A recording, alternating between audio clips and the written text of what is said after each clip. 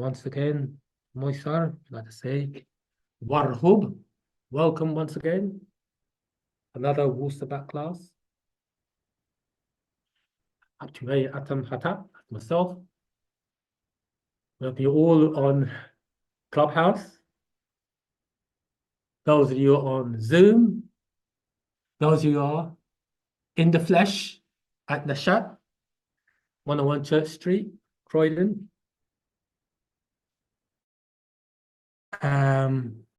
Yeah, I'd like to say, that's what I say, welcome all to this new year. Happy New Year. Huh? It's our New Year. Yeah, Kaksu New Year. Yeah, technically, it's not our Mr. Martin said in New Year. And brother's saying that he refused to celebrate the Gregorian New Year. The thing is though, is that this particular what it is that it's interesting that we call this this is the New Year, because the thing is that our minds have been locked on to this Gregorian calendar. Yeah, it's been locked onto the Gregorian calendar. Yeah, before we was born. And so our consciousness is locked on to this to the Gregorian calendar, or we should really say this time frame. And the time frame that we are calibrating time by is erroneous anyway, because there's missing seconds, there's missing days every leap year, missing first, there's a second, we could go on and on and on. So we have to work with it. What we have to realize with our real eyes is that time is only relevant whilst in the physical. Outside of the physical, time doesn't exist. For example, when you go to sleep, and as you in your sleep, you don't look at your watch in your dream state and say, "Oh, hang on, I can't really. I'll be waking up in a couple of hours' time, so I've got to hurry up with my dream, or whatever." You're woken up by an alarm. Yeah. That's correct. The alarm should be. We have our own internal clock. Yeah, our own internal alarm. So, that being said, let us begin. So today's class, we said, is called Conscious, the Subconscious, and the Superconscious. What's the correlation between these three minds? So just let us ask, as you know, it's customary for us to ask you all, the listening audience, questions. Yeah. Based on what? Based on what you regard as sound right reasoning. Okay. So now the question is, I've got a few questions we like to ask you all. What do we mean when we say conscious mind? Let's start with that. What do we mean when we say the conscious mind? Or let's put it this way, what is meant by the conscious mind? Let's start that one there. What is meant by that term, the conscious mind? Anybody? Remember, there's no right or wrong here. The question is, what's meant by the conscious mind? I mean, Daniela Law says, the wake state of mind. David Dudgale says, knowing who you are inside, not the physical. Pata Amon Ray says, I think it means that you could hear us. Okay, Daniela Law, the wake state of mind. That's correct. David Dudgale, knowing who you are inside and not the physical. Okay, it's very good. Pata Amun Ray, do you want to say something, Samuel?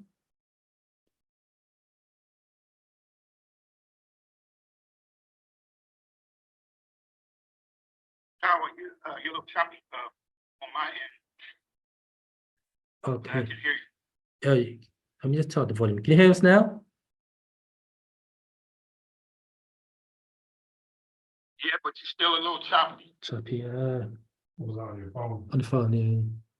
Oh, I think they said there's nothing they could. Hang on, let me see what I can do. I'm looking at the chat, Zamal. Most people can hear you clearly. I can hear you clearly. So That's fine. I think it's from the other side, if anything.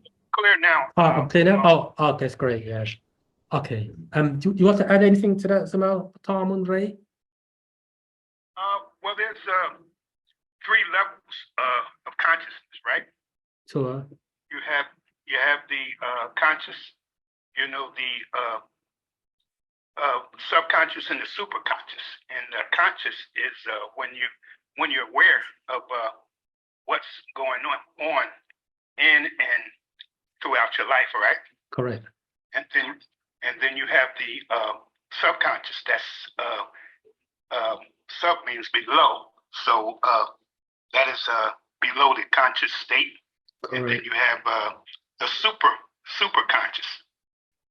So Correct. And what's the superconscious? maybe you can help me with that with the Right. explanation. Do you know you got the first 2 correct. And when you said the subconscious, what did you say that was again, Zamal? That's sub means below, right? Correct, yeah. And so that's below the conscious state. Right, let me help you. Let's build on that one. So we would say subconscious mind is a deeper level of awareness, correct? Okay. Okay, now when you say superconscious, what does the word super mean? Beyond the normal level of consciousness. Exactly. So or above or beyond or celestial or supreme. So when we say super conscious now, what are we saying in effect?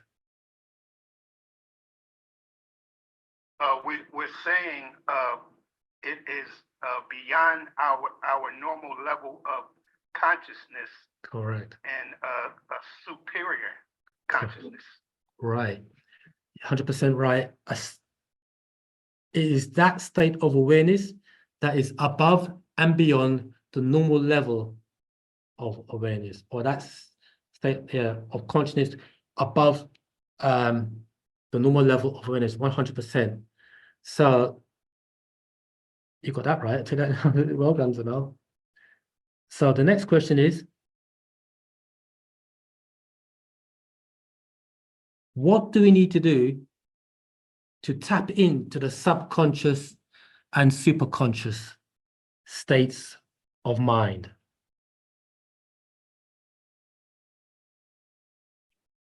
You on the roll here, Zamal? Unless somebody else would take the floor. One way.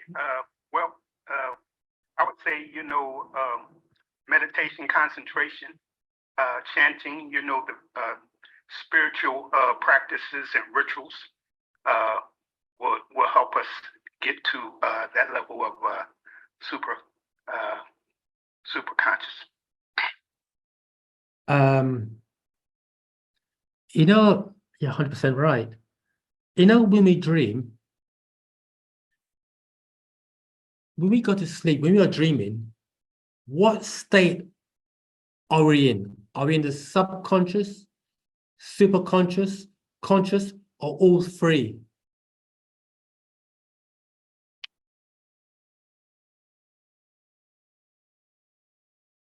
Yeah, that's very interesting. Okay. Yeah. So go back to the question. Nadom, what the question was? When we go to sleep and we're dreaming, what state are we in? Conscious, subconscious, superconscious, or all 3? We know that we're in. Yeah, let's stay like that because that. Let's put it like this. Before we go to sleep, we're in a conscious mind. Then as we start to get drowsy, what state do we fall into? Subconscious, or superconscious? I would say subconscious, because you would, when you go into sleep, you go into what they call it's right on the tip of my tongue. Begins with A. Pardon me? Begins with A. The al Alpha wave. Alpha wave, yeah. That's Yeah, it. that's what I'm. Correct. Yeah. Well, yeah. And then so we get into the alpha wave, which is, as we said, a deeper level of awareness. So what we're saying then is that it's got to do. Okay, let's continue. So what about this super conscious level then? Do we tap into that whilst we are asleep? I think it would depend, on the level of spiritual aspiration that one is in, but I could be wrong. Okay, we stay on that because we're on a journey here. So when the master teacher, Hanabianan, when he enters into our dream state, what state is he coming from? The conscious, subconscious? Right. So he's coming from that realm, that superconscious realm. So where is he meeting us in our dream state? I think he's meeting us on a subconscious level. Right. So he's traveling. So there's a doorway or a pathway has been opened up, and the master is able to travel through that doorway from the superconscious into our subconscious. And the thing about that also is that when we wake up now in the conscious state, we are aware that I had a dream with the master teacher. And he said, such and such and such and such. So now, does that imply that Nadaru are in a state of, in that state of super consciousness or subconscious or conscious? Super conscious state. So does that, what? If there's realms, it's not, if it's come from a deeper realm or deeper realm, Right. So I was saying that would be the super conscious state. So now. Okay. I have a quick question as it relates. Okay. Why do you think it is?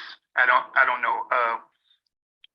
Sometimes when I dream, I know I'm not asking you to interpret my dream or anything, but sometimes when I dream, when I wake up, I can't remember the dream. But every time that the master teacher comes into my dream, I can remember everything in detail. Yeah. What it is that, that's a very good question. What that means then is that there are grooves on our brain. The deep grooves, they're called fissures. The light grooves, they're called, what's that light called? Bronchi. And the folds are called sulci. So the greater the impression, the greater our ability to remember and recall. Now, there is, here it is now. That's a very good question you made here, Samal. Do you know that we can talk about this later on in depth, we can program ourselves before we sleep simply by saying, I want to wake up at 5:45 a.m. Do you know something that at 5:45 a.m. you would wake up? So I have done it, yes. You've done that. Right. So now, all we have to do, so what we actually basically saying is, we are tapping in to these other two realms, subconscious and or superconscious states of mind or awareness without us even realizing it. And we do it every day. Remember that the master teacher, one of the first scrolls he put out many years back was called Mechanics of the Mind. Because he says that nothing's right unless the mind is right. And the mind can never be right unless it has accepted right knowledge. So now, with that being said, hear this now. Our adversaries know the same thing also of how impressions can be made on individuals by way of subliminal programming, meaning they could program whatever they want into our minds without us even being aware of it. And you know, we all know that once you get the mind, you get the body, because the program, the mind, the body now becomes on automatic pilot. They do, and you don't have to be there. You could be at home counting your crypto wallet, and while your subjects are subjected to your wants, needs, and desires. However, this was a practice that was enforced for the last 6,000 years. Now, with the onset, or with the coming of Partner Babyanan and Wu-Sabat, we're now building up a force field against those infiltrators. And when the master cites Genesis chapter 11 about the Nimrod story and the Tower of Babel, he said it's all got to do with the language, because once we get the language on lock, the shutters will come down, or let's say what we call it, the green zone shutters will come down, and the forces of Zupu or Six Ether and Ghost Stational forces will not be able to penetrate our force field. All of this has got to do with the mind. Conscious mind, subconscious mind, and the superconscious mind. I just want to read some here. So we got. Go ahead, Samal. Question you took the question right out of my mind. Oh, okay. Yeah. Go. Well, Mind. Hey, because you just said that. Now, with that being said, when the master says, "Mind your mind for the jewels of your soul," what does he mean then? Mind, M-I-N-E, mind your mind for the jewels of your soul.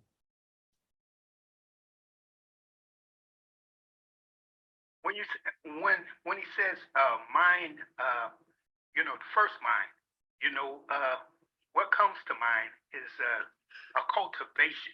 You know what I'm saying? Because when you mine, you know, like if one mines, you know, for gold, you know, it's like he's cultivating. You know, he's cultivating whatever he's mining for. So that is what comes to mind when he says the first mind. Okay, cultivating your mind, or cultivate your mind for the jewels of the soul. Right. Do you know what?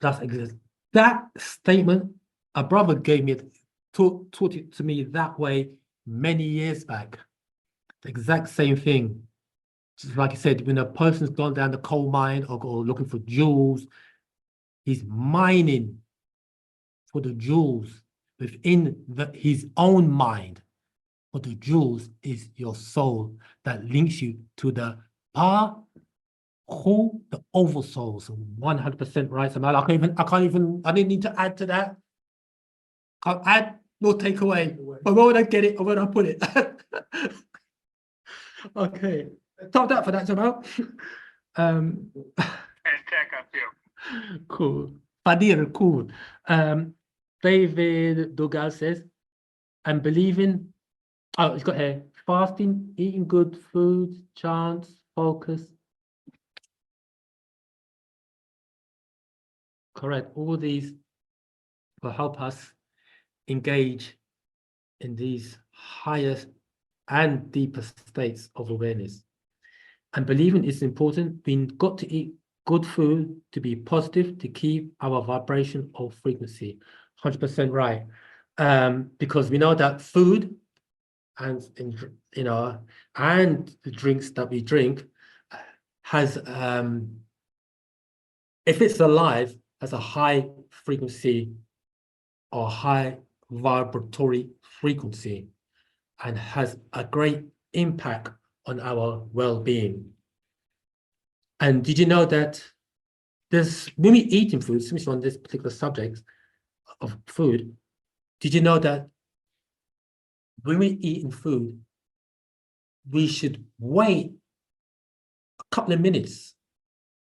We're looking at the food and to really contemplate, look at the food that we're eating, allow our essence to imbue that food with the necessary nutrients and vitality so that when we do intake it physically, we are imbued with those 9 ether etheric forces. And we should eat, as I say, one mouthful at a time. So a little jaw there for your soul. And also make note that the Master says is that we should always give gratitude before every spoonful, not before the whole plate. You know, so there you go. Okay, Joel Remax says, Rohubat, I have a question. I don't know if I should just type it here, but I'm wondering, what do they mean when they say, as so below, as so above? Like, how does that actually work? Okay, it has something to do with the silver coin. I don't know what the silver coin is. Right, yeah, what that basically means is that we are, when the master teacher says we have Pa Kale Makwane, the omniverse, Pa Kathira Makwane, the multiverses, and Pa Wahu Makwan, the Wahu Makwan, the universe. What it's saying here is that we are miniature universe. We are miniature universes, each and every one of us. And what we seek outside of us is inside of us. Everything that we need to know is within inside of us. That's why we said it in a few classes back that we made a statement, what is the highest form of teachings you expect to receive? The master, let's say the master is sitting down there and he asks you a question, what's the highest form of teachings you expect to receive? And we said, no teachings is the highest form of teachings. The master says, why is that? Because there's nothing you can tell me that I don't already know or cannot have access to. The same way how the master teacher has access to 76 trillion years of knowledge, so do we. The only difference is we are unheaded. We are unaware of it, or we are unconscious of that ability and or capability or accessibility to Pa'ut all, as a Pa'ut the all. So when we say in Pa'takyud, Anuki Kosumum Empa Pa'ut, Wu Pa Pa'ut Kawun Kosumum and Nia. I am a part of the all, and the all is a part of me. What we are actually saying is, if you had a cake, let's say this cake is a circle cake, and let's call this cake Pa'ut, the all, or Pa'ut, the all, and you cut a slice of that cake and take it away, and let's say you are that slice of cake, you have the same qualities and essence as the whole of the cake. The only difference is in degrees. So you have a piece of cake, it's got all the ingredients in it. And Kubsnov says, I want a piece of that cake. And Bunna cake. This is about Bunna wants a piece of the Bunna cake. So I cut him a piece. That piece that he's got has the same ingredients as the whole of the cake. So he is just a part of the whole. And the same ingredients that is within the whole, a part of it is also within him. It's also within us all. Anyone understand that? It wouldn't be a definite article, would it? For you, it will be the definite article as the all in all. Yeah, but in Remember this, remember, come to the mic, brother. People can't hear you. Yeah.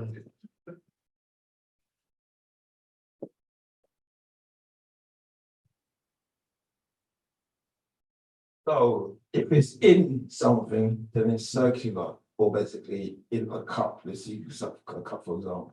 Yeah. So in terms of like a cup of tea, for example, yeah.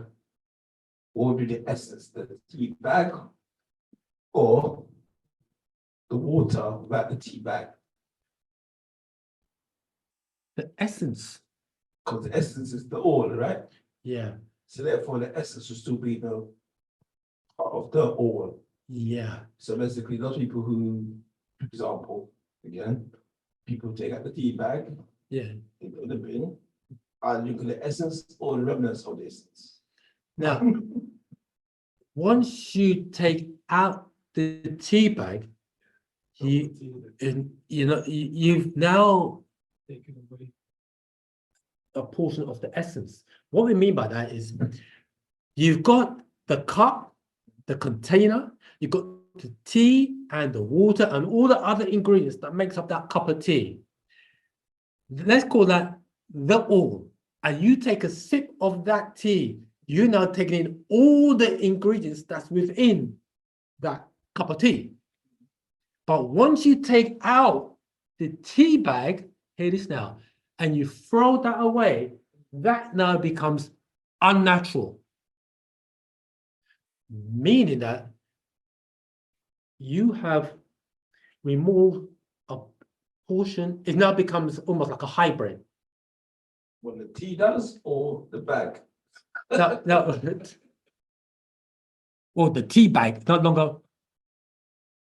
The essence has now been removed. That's like a hybrid. Yeah. So that's why the master makes the differentiation between the horse, the donkey, and the mule. The horse and the donkey are of natural nature, and the mule can be likened to the tea bag, whereby it is a hybrid of the horse and the mule. As long as you remain as part of the all, you'll always be a part of the all. Okay, I understand what you're saying next. Is that, but I thought you said you can't take away from the all, for where would you put it? I thought you can't add to all, or where would you get it? You see, he's about to say that next, wasn't he? But there is a difference in degree, though. You know what I mean? I was like, also, it's like this. You take, let's say you got the oceans of the planet, and you take that same cup, and you take water from the ocean and put it in the cup, and you take that cup home. Is it still a part of the ocean, part of the all? It is, in somewhat degree, because the essence is still there. That's right. That's the ocean. Yeah. What I'm saying is the ocean, even the ocean, obviously, you got to see the ocean, yeah. What I'm getting at is the essence of all is I am. Right, 100%. Hey, this now. Hear what you're saying. As 9 ether beings, someone says, what do you mean? But so we say 9 ether going down to 6 ether. Yeah. What is the difference between 9 ether and 6 ether? combination of the ether gases. Because manifestation of nine ether is physical, dark, you, On the which right. is melanated. So 9 ether is what? Melanated being on this planet, Which are composed of, nine ether gases. 9 ether gases are, what's the definition of 9 ether gases? All Or existing gases, gases chemicals, and and elements yeah, of natural. nature. So 6 ether now will be of a greater or lesser degree than 9 ether. Unnatural. Unnatural, or let's say a lesser degree, Mhm. correct? Has lesser ether than 9 ether. So that means then that that cup of tea, which is now transformed from 9 ether to 6 ether, it won't taste the same as the Less milk. milk. Less, No, more milk. in more fact. milk. More milk. So it's been It's diluted. vital. Yeah. Yeah. What it is that does anybody get that on? You get that somehow? What you trying to say? Yeah, I am. That's not cool. Everybody get that on? Okay. Let's see if that's more interesting. Okay. Okay. So okay. Let's continue. I'm just reading some from the chat room here. I'm on HITAP. We make everything normal, abnormal, and abnormal normal. We are the positive. I think they say they are the negative. We're the normals and the abnormals, aboriginals and originals. So now everything that we think is normal is turning towards something more mystic. Okay, let's not stop there. Now, when you use the word mystic, remember there are two paths. There is the mystical path and there is the magical path. The mystical path are those who are ascending, and the magical paths are those who are descending. So your mystics or your the sages or philosophers, or call them what you want, they would be in the category of those mystics. And the magical path will be those referred to like your scientists and the likes. So what do you consider the Essenes? Oh yeah, there would be a mystical order. So there would be like your ascending beings. Good. Okay. So it says I'm on Hatap. So now everything that we think is normal is turning towards something more mystic. Correct. Okay. We are now transforming that. Or let's say we look at ourselves now as a human being. We may look like the regular, normal mortal. Go ahead. How conscious is conscious then? Okay. If you're fully aware of certain things, yeah, someone might say, okay, because Father Babylon said it in the tape ages ago, he goes, they come after me next. So he knew they come after him. But it's almost like if he knew something's gonna happen, why let it happen?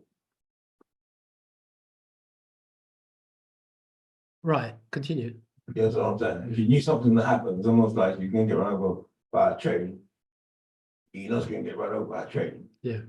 Why would you set yourself up, not set yourself up, or like put yourself in that position? Get run over by train. Yeah. I'm just saying, you example, but I'm saying in the case of Yeah. our master teacher's case, where he said that they can come after me next. Yeah. Get me, whereas the doctrine was getting more hyper attention and stuff, so there's people more aware of who he was and stuff, but he said they're gonna come after me next. Yeah. So what it was, he is aware, totally aware. There was FBI agents in the crowd, whatever. Yeah. Right. So basically, I'm saying how super conscious was he if he's fully aware? Why would he put himself? He had no choice. There was that position where obviously teaching us doctrine wise. I'm saying as a master, in terms of like the heightened knowledge and stuff that he's got, why would you? Is it history? I keep saying this myself. Does history repeat itself several times if you don't know it? Or is it just basically sporadic? Right. Right, that's a very good question. Now, I want to say something. I want to formulate the correct words. Okay. Unless that you knowing something Yeah. means then that you could make preparations beforehand. Okay. You know what I know not. Okay. So now I want to stop there and shift your attention to the patara called Redi Wu-Sabat, where in that scroll, those who don't know it, this is the part of Babylon got a pataraka called Redi Wu-Sabat. And or in the Bible, you would say Moses and Melchizedek. In the Quran, they use the word Moshe, is it Moshe, Musa and El Khidr, the green one. And Moses wanted to walk alongside Redi or Melchizedek or El Khidr, the green one. And Melchizedek said to him that you won't be able to stand the test of time. You won't have the patience to walk with me. And if you want to come with me, don't question me on what you see I do. Yeah, I'll do that. And Melchizedek or El Khidr, as they were on the path together, things start to happen. And he kept Musa, Thutmose, the Hutimus, kept on questioning, why do you do this? Why do you do that? Because I have my reasons. What happened next? I think he killed the little boy. Because what? Moses slippers, what is this that you have done? And goes, then the last thing was that I think was a brick wall fell down and Zeddy rebuilt the wall, and Moses said, oh, this is it. This has to be the ultimate of ignorance. Why would you want to build a wall for this town people because of such and such and such and such? Then Zeddy said to him, well, this is where you and I depart ways. Then, however, let me explain to you my reasons for doing this. And explain the reason. And all Moshe could do was say, oh, I thought that's letting you know that we have the apparent and the unapparent running simultaneously. And there are those amongst us who can see the unapparent, and those amongst us that only see the apparent. Or another word would be, we have what's referred to as revelation. So a revelation basically means that which was once concealed is now being revealed.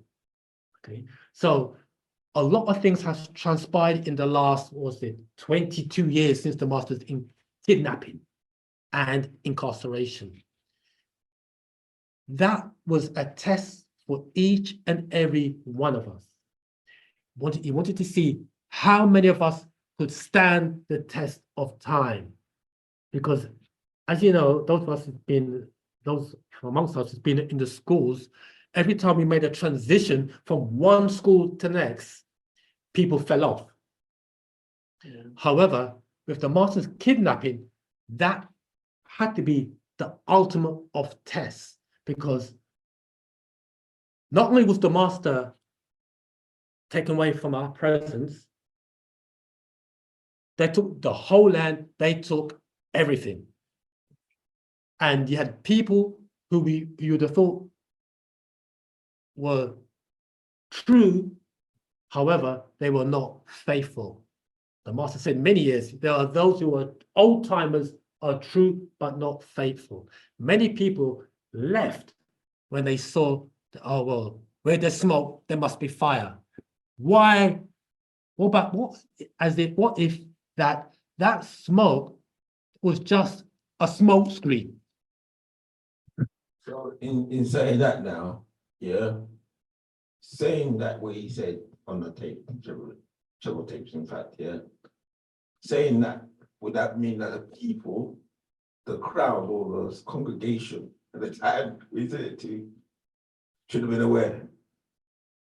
Okay, but they just took on board, they're like, what do you mean?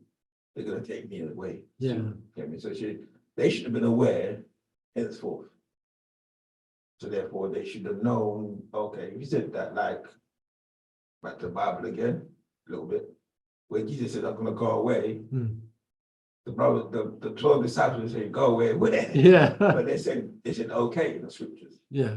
They said, okay, it's like, you're the son of God, or God, what's it called, incarnate? You're going away. Where the heck are you going? So Yeah. that's a good question, but yeah. Right. All right. However,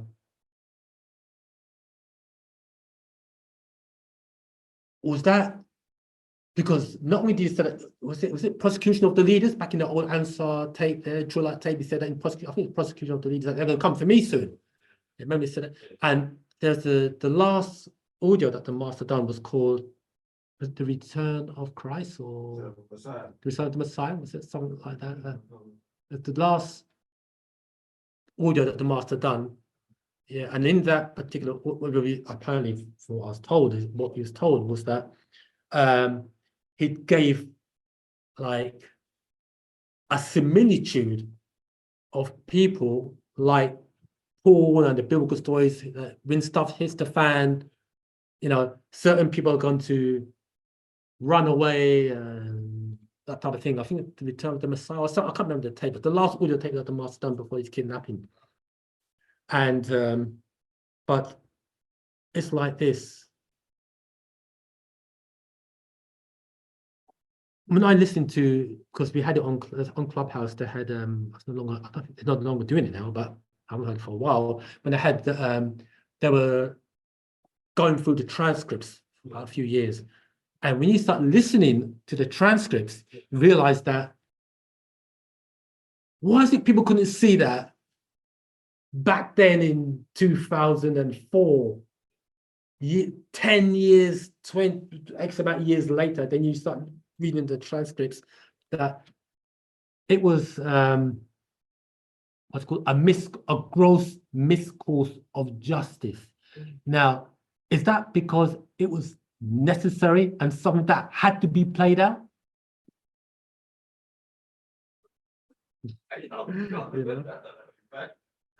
So, or is it because that it's really for us to see who's who on the planet?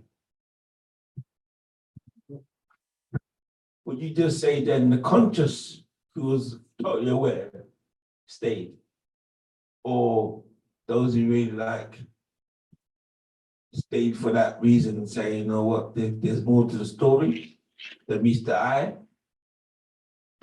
Or was it the true followers, or the true adherents, we should say, of the master teacher? Because the master teacher did say on one of the Island from Patmos tapes, he did say, I know this has gone away, fam, from the class topic, but we're going to kind of bring it, yeah, all times we're going to bring it back. We can bring it back. He did say that he's not looking for those people who, at a little breeze, they fall to the wayside. He said he's looking for those people who, when a hurricane comes, they're still doing the whole stance. See, so a lot of it's got to do with our awareness. And Mark? okay, go ahead. Ask Oh, that. sorry, it's just to do a bit of a recap. All right, so it's subconscious, conscious, and superconscious. So, when we say like conscious comes across as awareness. All right.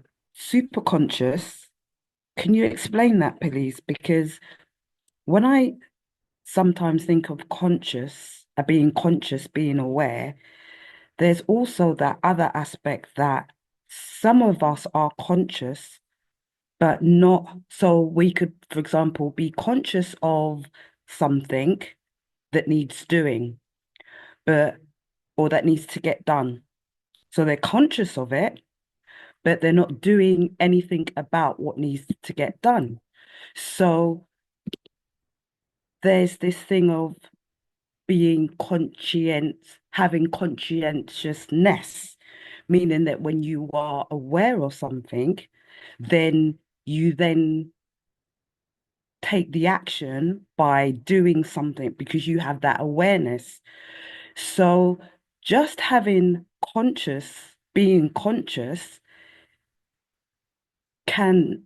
would you say that could somewhat limit you? Because if you're not doing anything about that awareness or doing anything with that awareness, you're just conscious. So when we then go and talk about super conscious, can you expand on what you mean by super conscious, please? Right. Let's quickly go back to what you just said about being conscious of doing something, but don't do it. Is that correct? So saying, for example, suppose I'm conscious that there's a leak that's dropping over there, and I know that I need to call a plumber to go and plug that leak. So I'm conscious about it. I'm conscious about it. But if I don't do nothing with that consciousness, it's just conscious. That's what I'm thinking in my head. So Right, yeah. what I need to then move towards is then what is super conscious and Right. what is subconscious. Because, all right, going to subconscious, it would mean that there's something in my subconscious that I'm not fully aware of, but something could act out that I'm not aware about because it's in my subconscious. Right. Can you just expand a bit on that for me? Right. We'll do our best. Right. Do you know something is that, okay, let's start with the conscious mind. You know that the water is a water leak and it needs to be fixed. The mere fact that you know about it means there's awareness. But now we have what's called will, the ability to decide upon a course of action. So we either act, we become proactive, reactive, or inactive. You got those people who are, you have somebody who is aware of something, but they are inactive. They don't do nothing about it. Because perhaps in the back of the mind, they're going to say, let somebody else do it. Then you got those who are reactive. Something's happened, let me take the initiative and do something about it based upon their awareness. And that's because the reason why they do something about it is because of this thing called will, the ability to decide upon a course of action. Now, hear this now. We have a subconscious, and as we said earlier on, that the subconscious basically means a deeper state of awareness. So something said to us, something says to us that needs fixing. That's your subconscious mind. So now the subconscious says to the conscious mind, remember, this is at the speed of thought. The subconscious says to the conscious mind, that needs fixing. And you say to yourself, your subconscious mind, I'm going to get that, I need to be sorted out, I'm going to sort it out there and then. So you made that conscious decision to do something, or you can make a conscious decision not to do something about it. You follow? So now the subconscious mind can tell you to do something, and your conscious mind, based upon your will, you can either exercise that will to do or not to do, based upon the information received from the subconscious mind to the conscious mind, using this thing we call will. Okay, so now I just want to read something here. This is coming from a book called Accelerated Learning by a guy called Colin Rose. It's a really good book, worth getting. This talks about, what we're talking about, this subject. But when it comes to the superconscious mind, you find that there's very limited information on that, and the master teaches the one who can give us a great build on that. But anyway, we said that we have, in a conscious state of awareness, we have what's called the beta level, which is roughly between 15 to 25 cycles per second. Now, this is in the waking state, the conscious state. And we have below that, in a, when I say below, there's a deeper state of awareness called the subconscious, and that there's a level of awareness which they refer to as the alpha level, okay, which is between 8 to 12 cycles per second. So now, as we begin to get drowsy or we are now tapping into the alpha level.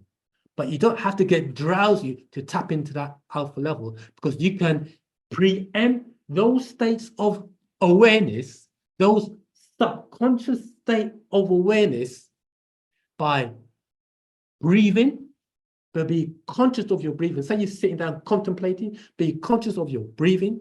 By reading, because when you are reading, you are in a state of concentration. You can just be thinking in a daydreaming state, and you are at that alpha level. And whilst at that alpha level, you can consciously tell your subconscious mind what it is that you want or the answers that you seek, and you'll get it.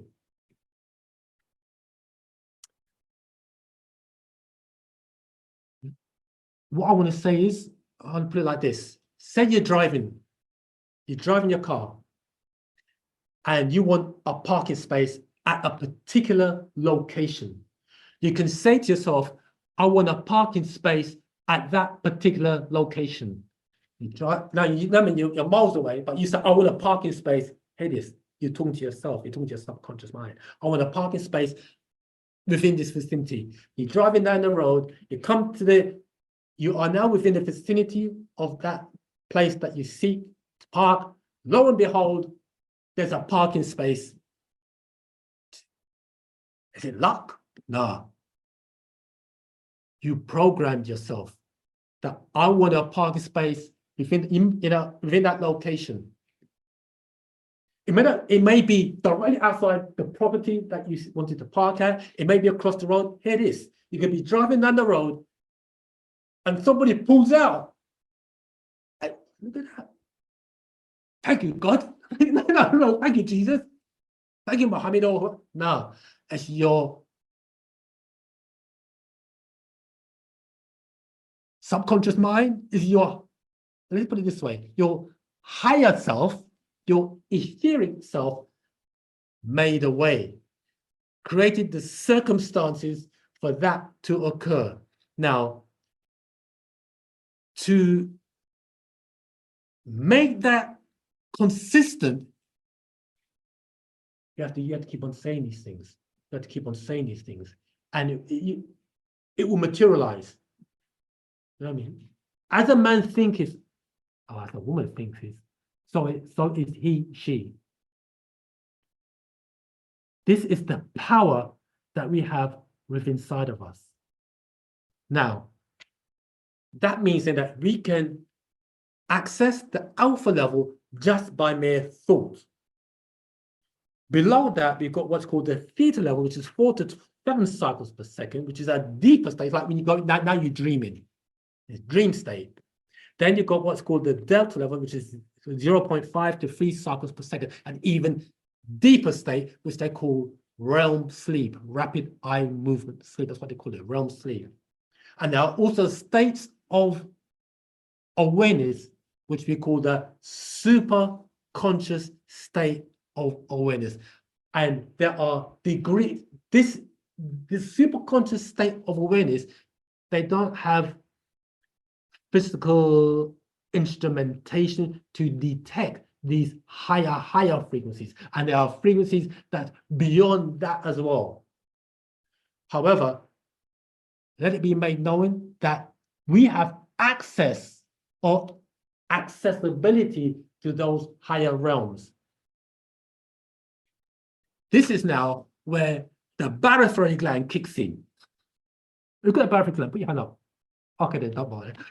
So this, so when you got, so now once you got the barotheric gland, remember that the barotheric gland is that gland that gives us random access to the divine, those higher realms. You know, that's controlled. So within those realms, within the higher realms, there are gatekeepers. Go ahead. So random access will be basically like a computer random access memory chip. Would be a chip, unless you're a gland. Yeah. So our chip will be the gland, the barotheric gland. Yeah. Where is it? Oh yeah, the master said that originally it was located in the brain, in the region called the hippocampus region of the brain. Then he said that but it was removed, and he said that the higher beings would reinsert it into what's called the submental region, which is below the chin. You can Google that and find the submental region is not a region that the master make up. Now, when he says submental, meaning the word sub means the deeper level states of awareness. Or the submental, it's actually a region beneath the chin. And the mere word submental is actually letting you know that it gives you access, the submental region gives you access to deeper levels of awareness. Okay, so now with the barotheric gland, it goes like, however, it will be controlled by the higher beings. Okay, they're the ones who control it. Zamal, just to make you aware that you've had Zach with Zach Phillips with their hand up twice. So when go you're ahead. ready to respond. Oh, okay. Is this on Tell Clubhouse? tell that. Is this on Clubhouse? Oh, sorry. Let me have a look. Zach, is on Zoom? Yeah. Okay. Zach, you got a question, please, Zach? It's Rachel, thank you. Hi. Hi. When you were talking about the subconscious and conscious mind and things like that, you know, when you were talking about the beta state and then the alpha state, and then it goes deeper and deeper. You know, I was thinking, because obviously the wording, when you're thinking of alpha is number one, isn't it? It's the first. So, and then when you're thinking about beta, like when you're fishing and you throw something into the water and you're trying to bait for a fish or something like that. You know, when you're talking about it, rather than you're saying that the subconscious, I'm thinking as in Trinity, as in three, like along each other, that side, like 1, 2, 3, and then the 4, 5, 6, like the lower, the different states. So, you know, like when the alpha or the super subconscious, I mean, the aim of us is to get to that place, should be first, shouldn't it? And then going further to our, because really our conscious is, we're supposed to be baiting our conscious to be listening to our super conscious and our subconscious, because obviously because we're used to our conscious, and we only stay in the physical for obviously all our lives. We haven't been taught to stay in the subconscious, our super conscious, but we should be living the other way around. We should be the super conscious that leads the conscious, not the other way around. Right. Very good point you made, about that. Yes, what it is that we access all three realms, the conscious, subconscious, and superconscious, but we are not, hear this word, conscious of it. We access them almost every day, but we are not conscious of that, you know. What it is that now that is being brought to our awareness, which is another way of saying consciousness, okay, so I can access these states of awareness, and all it takes is lowering, is basically, you could either do it, as we said earlier on, by mere thought, and we can access those states of awareness. How is it then that we are able to teach class, or let's say the master teacher is able to teach class and answer any question at the speed of thought?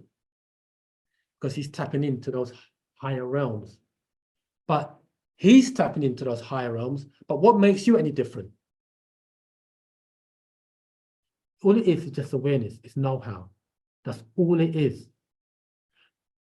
However,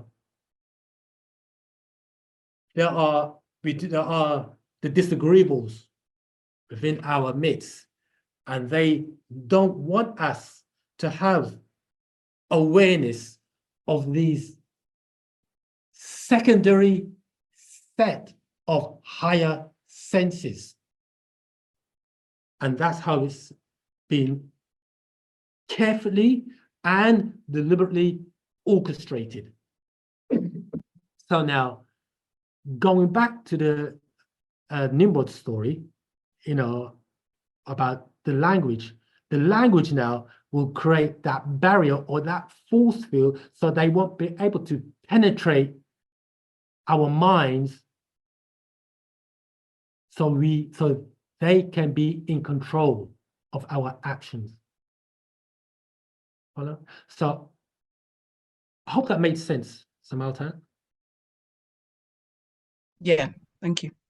Okay. Now I quickly want to jump back to Bastat, her question about the superconscious now. And this is from the Holy Tablets, page 694. And I think this is the living soul. Let's have a look.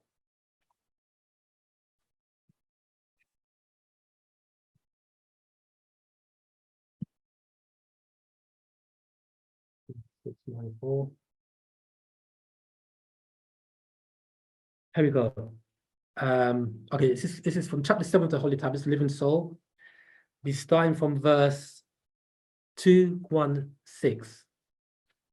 And it reads, each plane is broken up into 7 subplanes, which are broken up into 7 further subplanes, down to the 7th degree of 7. So when we say there are 7 planes, what we mean is, you can find an updated version in the scroll called Emotional Energy. It's an actual fact, emotional energy, where the master puts into it. I'm just reading, I haven't got that particular actual fact with me, I've got this one, I'm reading from the Holy Tablets. Okay, when you say each plane, what it means is that we have 7 planes. Actually, we've got 9, but let's stick with the 7. We have the physical plane, which is the Lovis. Then we have the plane of force. Then we have the spiritual plane, the mental plane. We have a plane of divine truth, the plane of divine reality, and the bosom. I get that right? Not here. 7 planes. Physical plane, plane of force, spiritual plane, mental plane, plane of divine truth, plane of divine reality, and the bosom. Is that right? Oh, that's more than 7, isn't it? Oh. Anyway, okay, so 7 planes. And each of those planes are broken up into 7 subplanes, which are broken up into 7 further subplanes, down to the 7th degree of 7. 219. The 4th subplane of the spiritual plane is a battleground for the mind of human beings. Let's stop there. So you got the mental plane. And if you count 1 to 7, okay, 1 to 7. So you got the 4th subplane of the mental plane is midway between plane 5, 6, and 7, and midway between the lower planes 3, 2, and 1.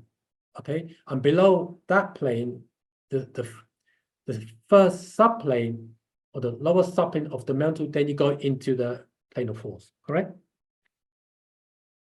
Okay, so the 4th subplane of the spiritual plane is a battleground for the mind of human beings. Okay, you couldn't even read it here. 220. This is where an external and internal struggle goes on between his higher and lower mind. The higher mind, we say that it would be the superconscious. The lower mind would be the conscious. But we talk about the subconscious here. 221. And emotions are formed vibrating on their own selfish frequencies. So we're now talking about the lower plane of the subplane of the subconscious mind. This is on the mental. 222. 3 subplanes are the realms of your subconscious, like it says here. 3 subplanes are the realms of your subconsciousness. So on the mental plane, we talk about the 4th subplane of the mental plane, and the lower 3 planes of the mental are the realms of your subconsciousness. Okay, you get that? 2 to 3. And the upper 3 subplanes, 4, 5, 6, and 7, are the realms of your mental intuition, 2 to 4, or the super consciousness of Cadman, son of Atum. Even though he's got a Cadman, son of Atum, remember that he's read this particular part, this what's it called? The Holy Tablets, that's it. This Holy Tablets was written, as we were coming out of the school of religion. Okay, so using the son of Cadman, son of Atum, is really talking about us as the Nagado Negroids. Read that again. 2 to 3 again. And the upper 3 subplanes are the realms of your mental intuition, 2 to 4, or the super consciousness of Cadman, son of Atum, 2 to 5. Your super consciousness, 2 to 6, is from where your soul descends into spirit and forms the body. I'm going to continue reading. So going back to Bastard, I hope that answered your question there about the conscious, subconscious, and superconscious.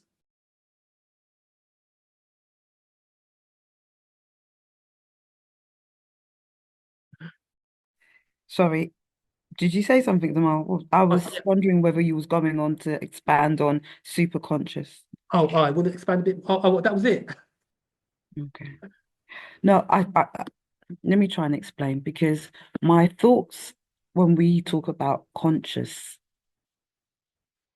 or being conscious, there's that term, the conscious community. You've heard of that term, conscious community. But with my observations with that, quote unquote, conscious community, what my somewhat awareness is that, like we're discussing, there is a level of being conscious, but as a community, there has to be some action that goes alongside of that consciousness or awareness. Now, I'm wondering, can we look at what is it that then do we do? Because I know you mentioned will.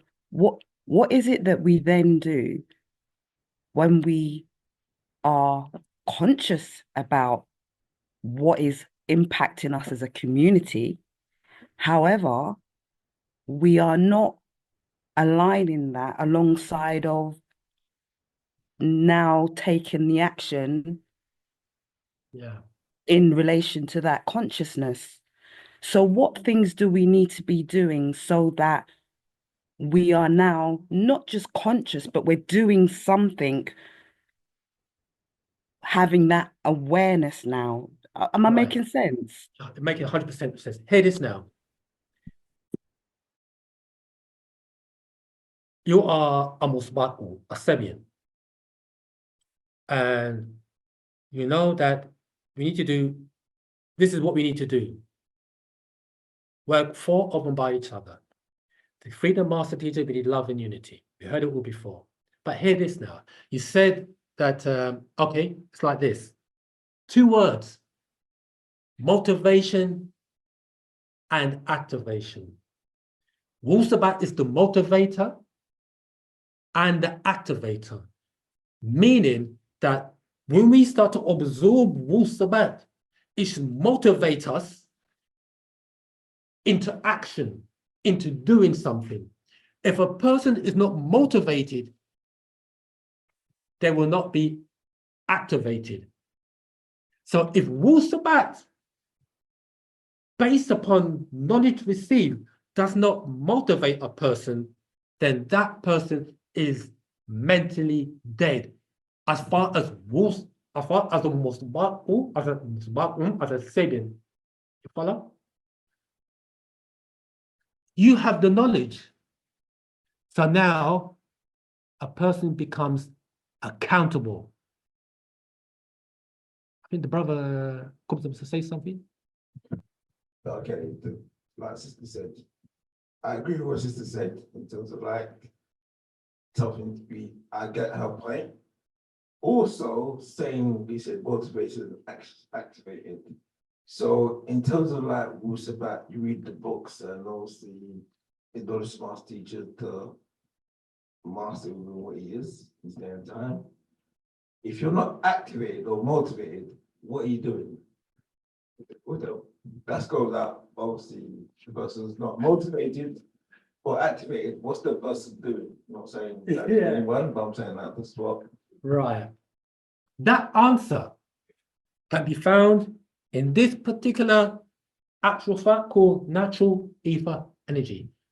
Should you read it? Please do. Let us indulge you all. What page is that, please? I'm about to reveal the page to you. Right, let me quickly find it.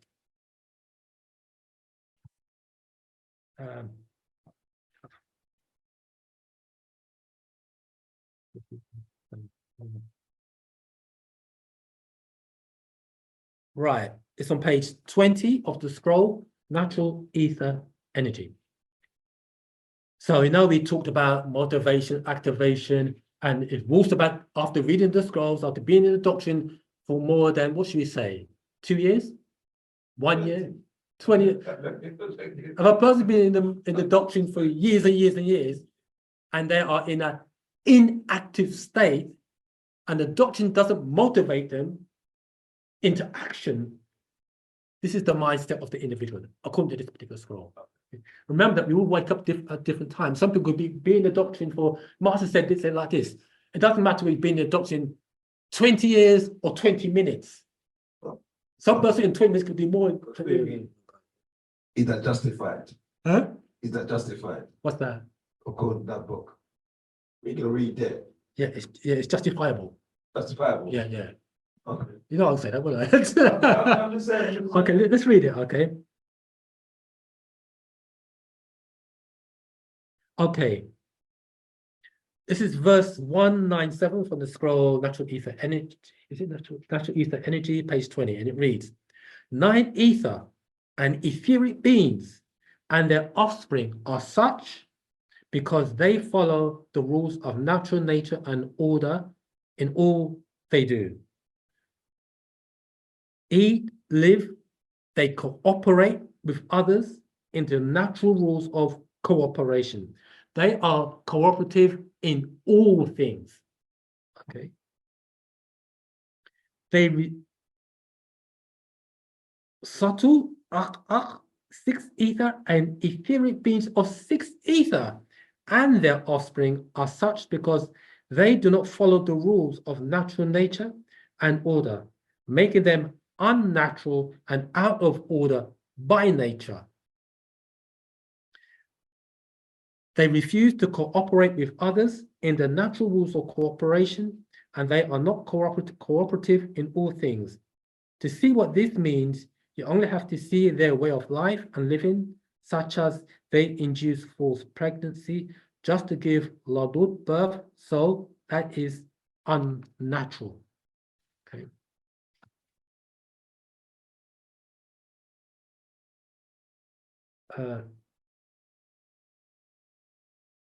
Right, I can jump to right 214. All this is the workings of unnatural 6 ether beings at work for your very soul, your Varak, essence and innocence. They seek to transform you into them, soulless beings with spirit yet no soul. So now you have to read it like this. If a 9th ether being, upon reading this, upon reading or being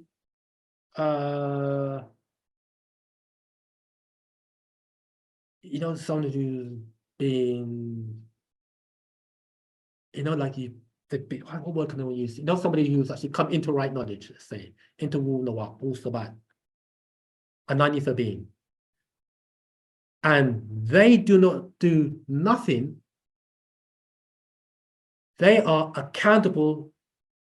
They now are accountable. They cannot claim innocence due to ignorance. Cannot say, I didn't know. Now they know, but they didn't do according to, or based upon what they know. Now, that means then that that individual has taken on the mindset of a sixth ether being. They know, but they decide not to cooperate. So now they are conscious or aware, they read the scrolls, but still they do nothing. It doesn't motivate them, and because they're not motivated, they're not activated.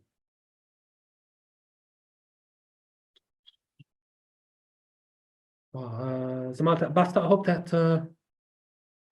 did that answer your question? Power tax, Amal, to her.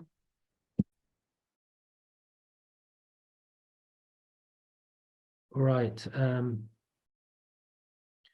Has anybody got any? Oh, what's this? Kufa and what scroll are you reading from? Oh, this was from Natural Ether Energy, page 20, reading from verse 197. Sorry, can I ask? Go ahead. So the doing aspect, what would that involve? So you have the knowledge. Yeah. What action would that result in? Right. Good question.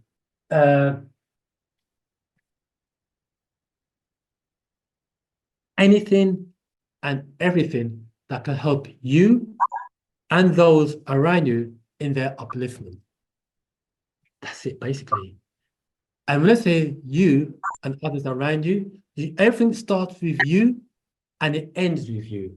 The double you, let's say. So you have your physical self and you have your etheric self. Or the master said, what we have to do is, in order to transform, we have to perform, he calls it a self-exorcism, meaning cleaning ourselves inside out and outside in.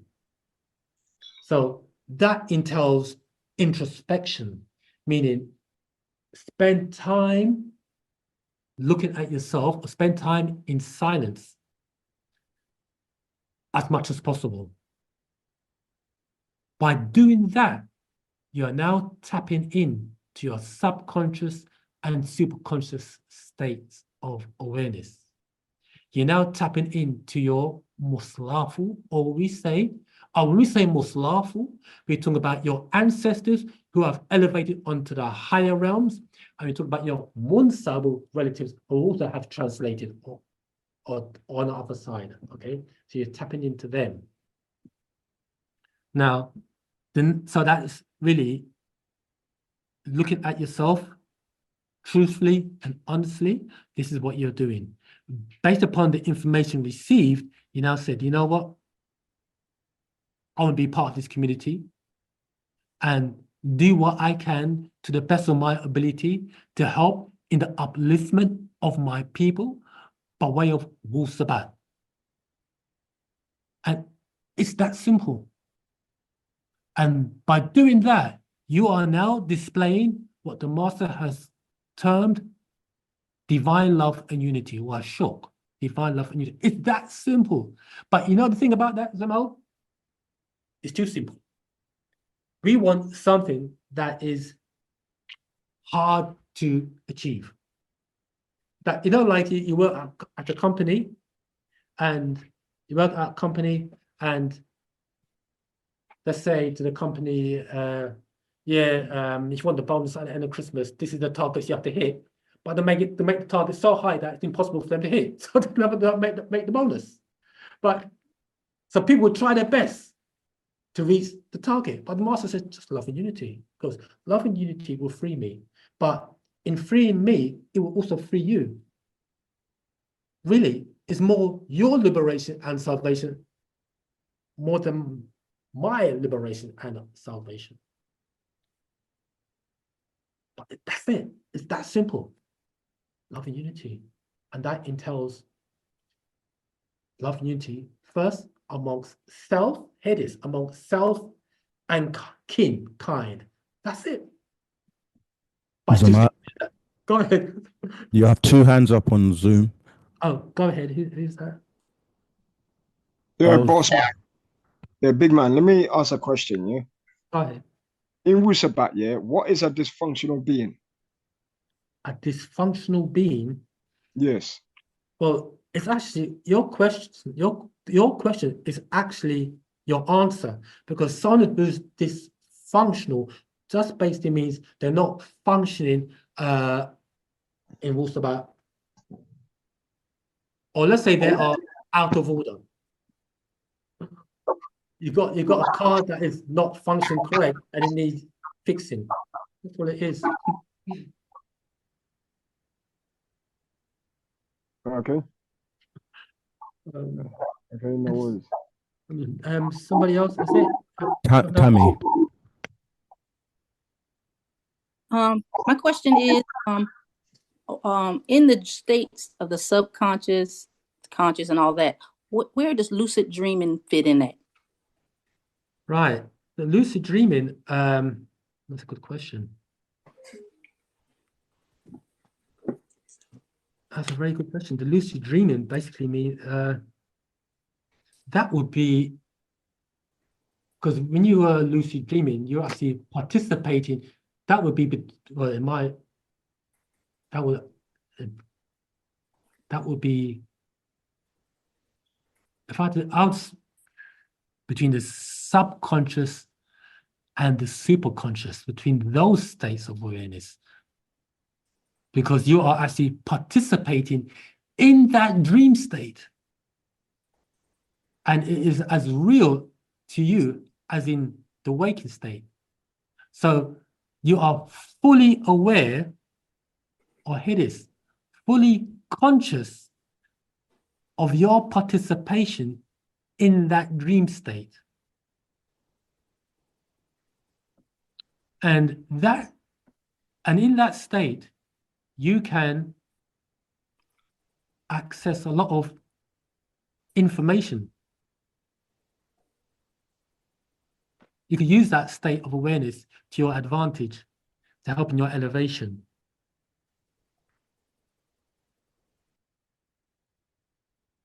I hope that helped. Is that Tammy McCrae? Tabukum. Welcome. God says lucid dreaming is astral projection. Okay, when you leave, you're projecting your astral body, and it's going on a journey. Astral projection, though, the master says that astral projection is something that really should not be taken lightly, because you're not entering realms, the spiritual realm. And he said that when you do astral projection, you've got to make sure that you have basically like a spiritual, the master, you have a spiritual master with you for your protection. So that's what the master says on astral projection. Okay. Any more questions on Clubhouse and Zoom?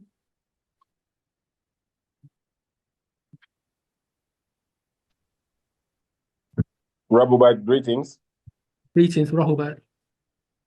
This is Otep. Actually, I posted the questions, 2 questions Okay. on the chat. The first one is, I was asking if the beings that perform witchcraft have access to higher senses. Okay. Which okay. is, we know what they are. And the second, should I ask the second question or wait for the answer and then I follow? Ask the second question as well, then, Samal. Okay, thank you. If we are so fragile and primitive when it comes to universal technology, what stops the disagreeable beings of wiping up our planet? Okay, let's start with the first Or, question. or what, and Oh. also what or who is keeping our existence so far and protecting humanity is relating to the second question. Okay, so let's start with the first question. So what's the first question again? About the witches. Yes, if beings that perform witchcraft have access to the higher senses, clairvoyance, psychometry, telepathy, because we can see things happening, but I don't understand, so that's why I'm asking for clarity. Right, yeah, good question. Right, yes, they do have access to that. They do, without a doubt. They do have access to perform that. The reason why, okay, there are orders. We have orders, especially orders for the feminines. There are orders, mystical orders for the masculines. Now,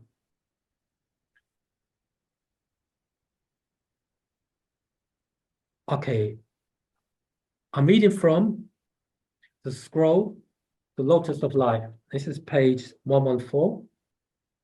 The master teacher talks about that in here. He's talking about two orders.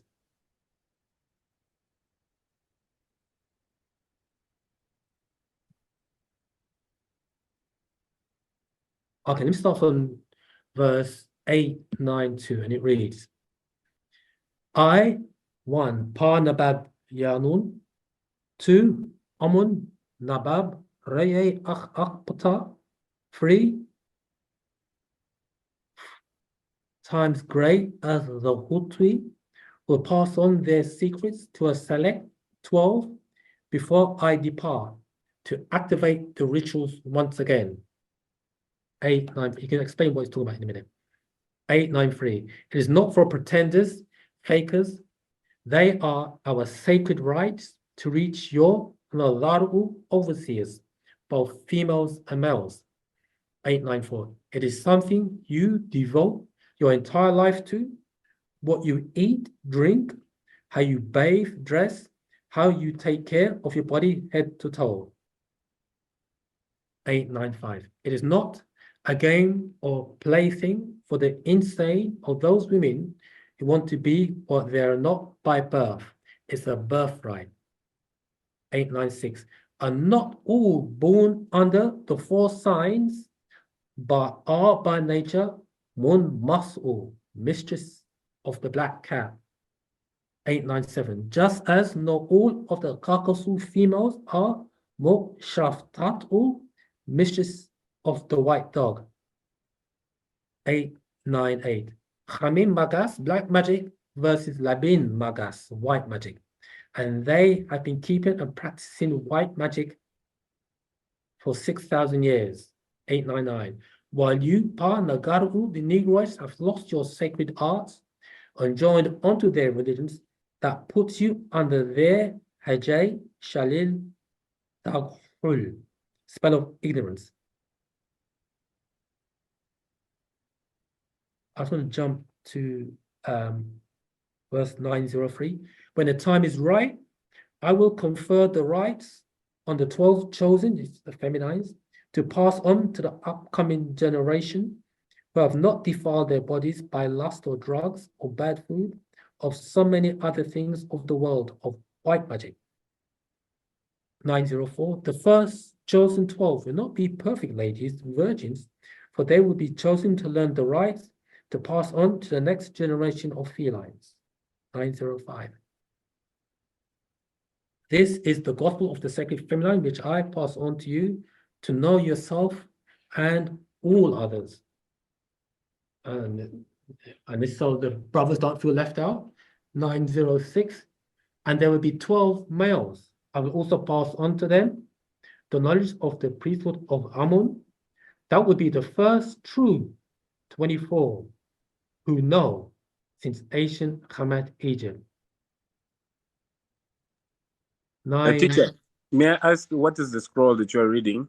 Oh, this is called, oh, sorry, what's it? The Lotus of Life. Come again? The Lotus of Life. It's called Lotus of Life. Thank you.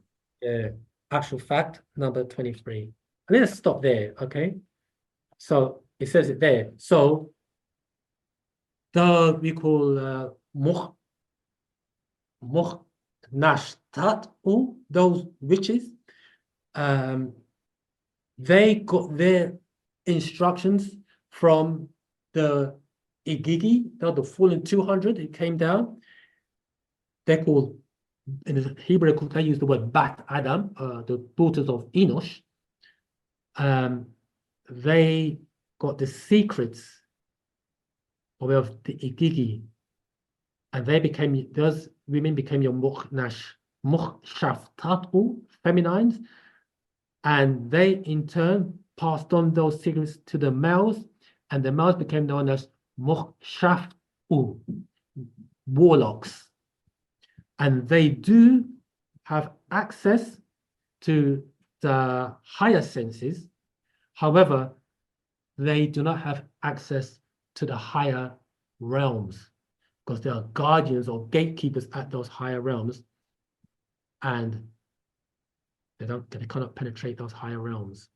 Okay. What they do though, based upon the knowledge that they have, enforce the spell of sleep or spell of ignorance on the planet. Follow? I hope that answered the first part of your questions, Amal. Honestly, I did not understand the answer regarding the question, especially when it comes to the connection of the feminine and masculine orders and the higher realms. I could not connect the answer on the question regarding the higher senses. Oh, what I'm saying in essence, basically, is that those witches that you talked about, in simple terms, they do have access to those higher senses, but they don't have the whole lines.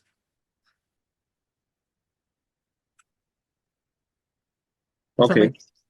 Okay, makes sense. And so that creates another question, because the clarity needed is to understand, okay, disagreeable beings also can have access to higher senses, the clairvoyance, the intuition, telepathy, psychometry. They can have access as well. And we understand that through the culture is when we find the correct approach in order to have access to such, including, because it's a culture, including behavior.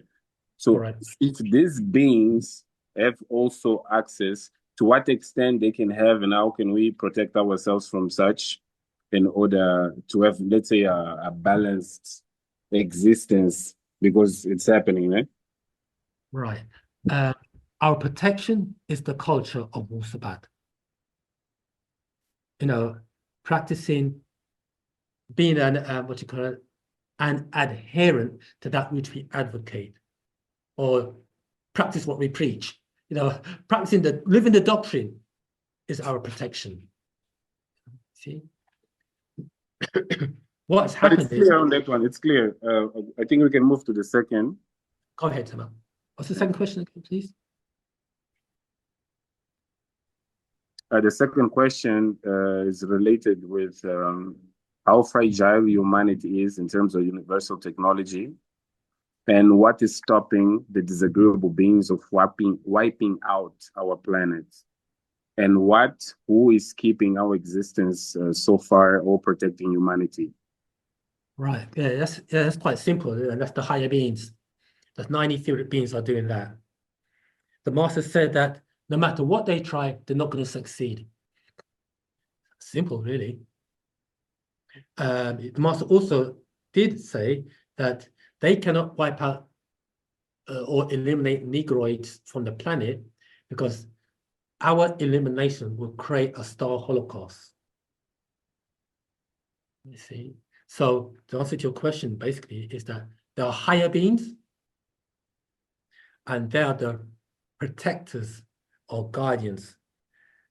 And if this one planet did get blown apart, it would have an effect on all the other planets within this solar system, and also would affect the other celestial bodies as well that are outside of this solar system. And it's something that almost occurred when, was it 1944, 1945, when they launched the atomic bomb on Hiroshima and Nagasaki. The extraterrestrials had to intervene and keep the planet together. So yes, there are higher beings that are in control. And that's what he said once again. The master said, no matter what they do, they will not succeed in their endeavors. The higher beings, or the Etherians, let's put it this way. The master said it like this: you can hide from the face of animals, you can hide from the face of man, but you can't hide from the forces. Okay. Noted. Thank you very much. Just one follow-up question. Okay, follow up. The Ethereum beings that you are referring are connected with the 24 elders as well? Correct. Yeah, these are 9 etheric beings. Yeah. Actually, there are trillions of Etherians. Okay. And one such Etherian is with us incarnated.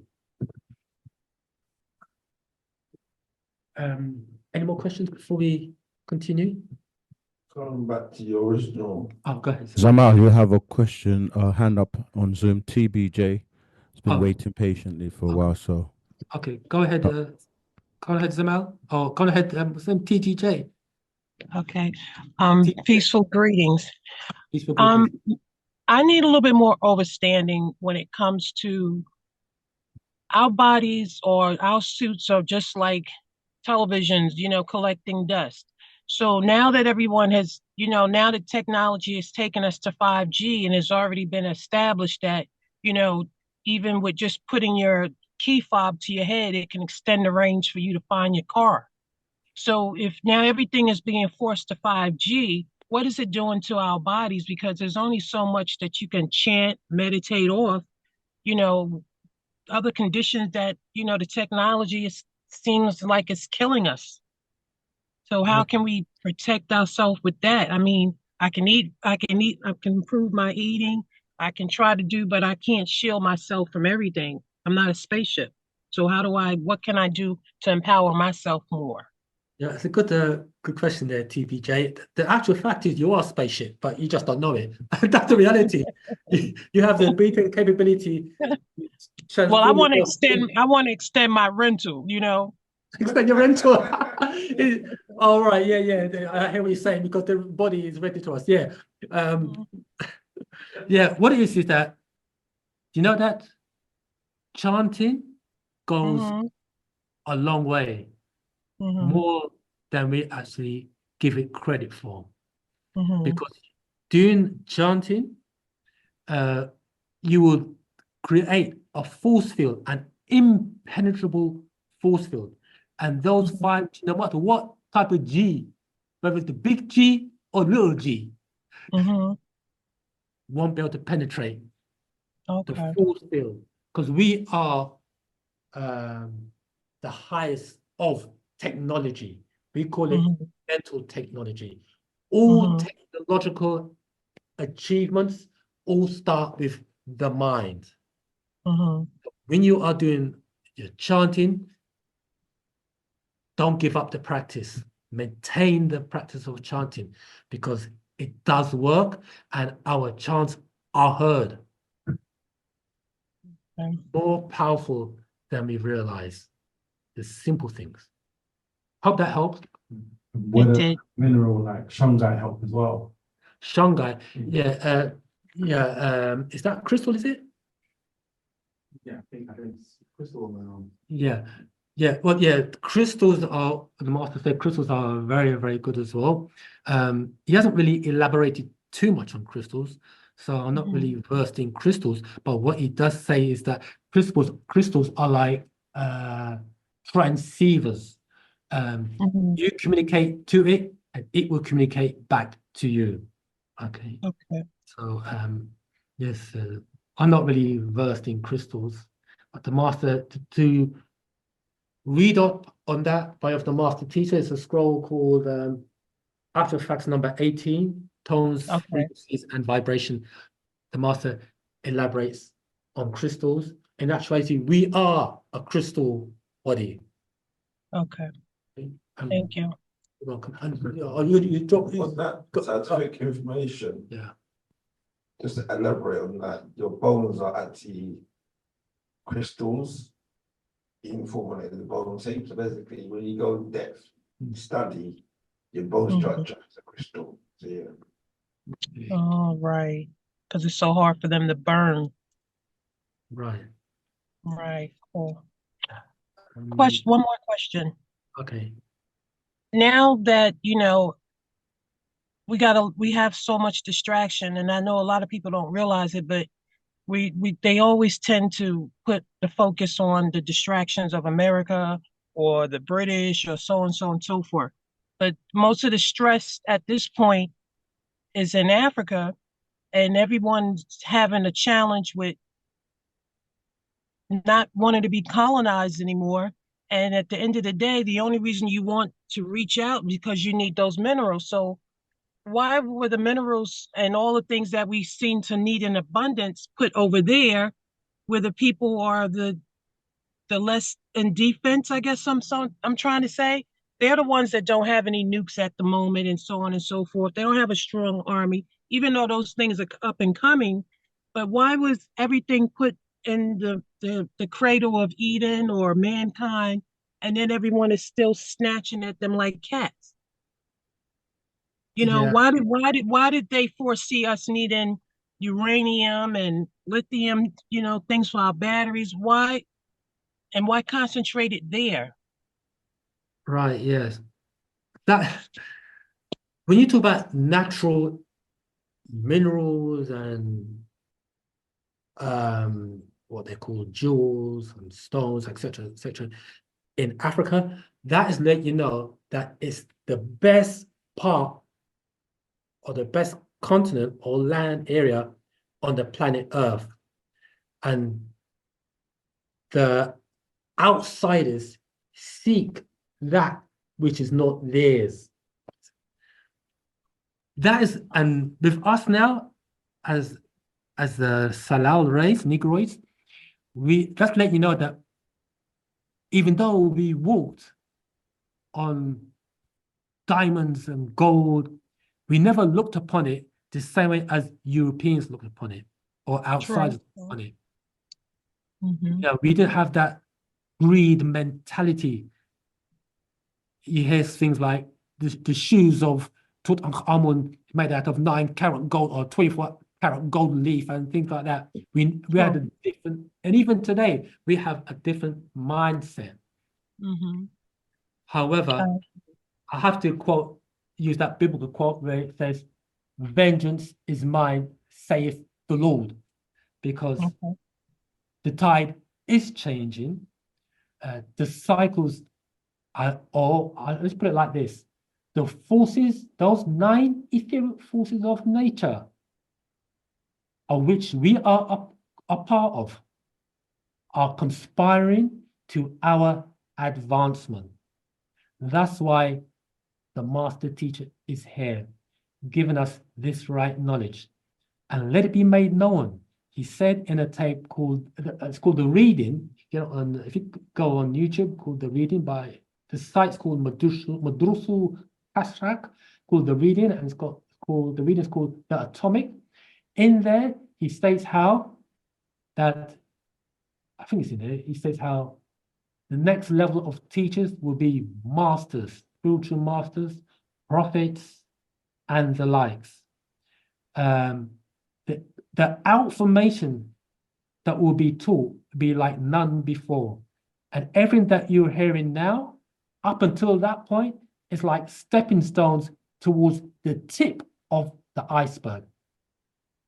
Because he said that when we talk about space travel, let me see if I can find it. It's a master secret, I can find it.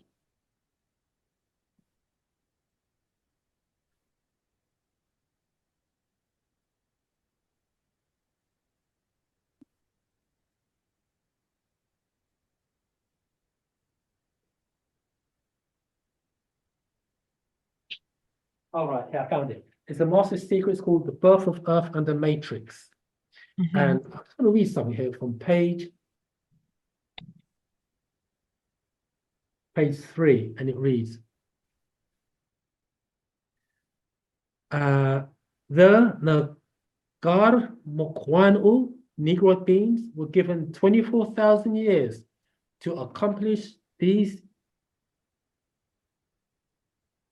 Let me go back. Let me read verse 34. So the Munbatu, golden children, Melanites, were given 24 accomplishments to master within the 24,000 years, to be welcomed home as part of the galactic system of worlds from this one universe onto the Kale Makwana omniverse.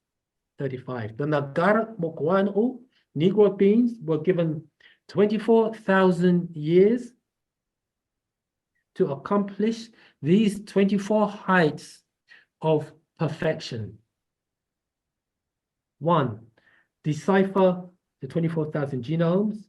2. Graft and clone.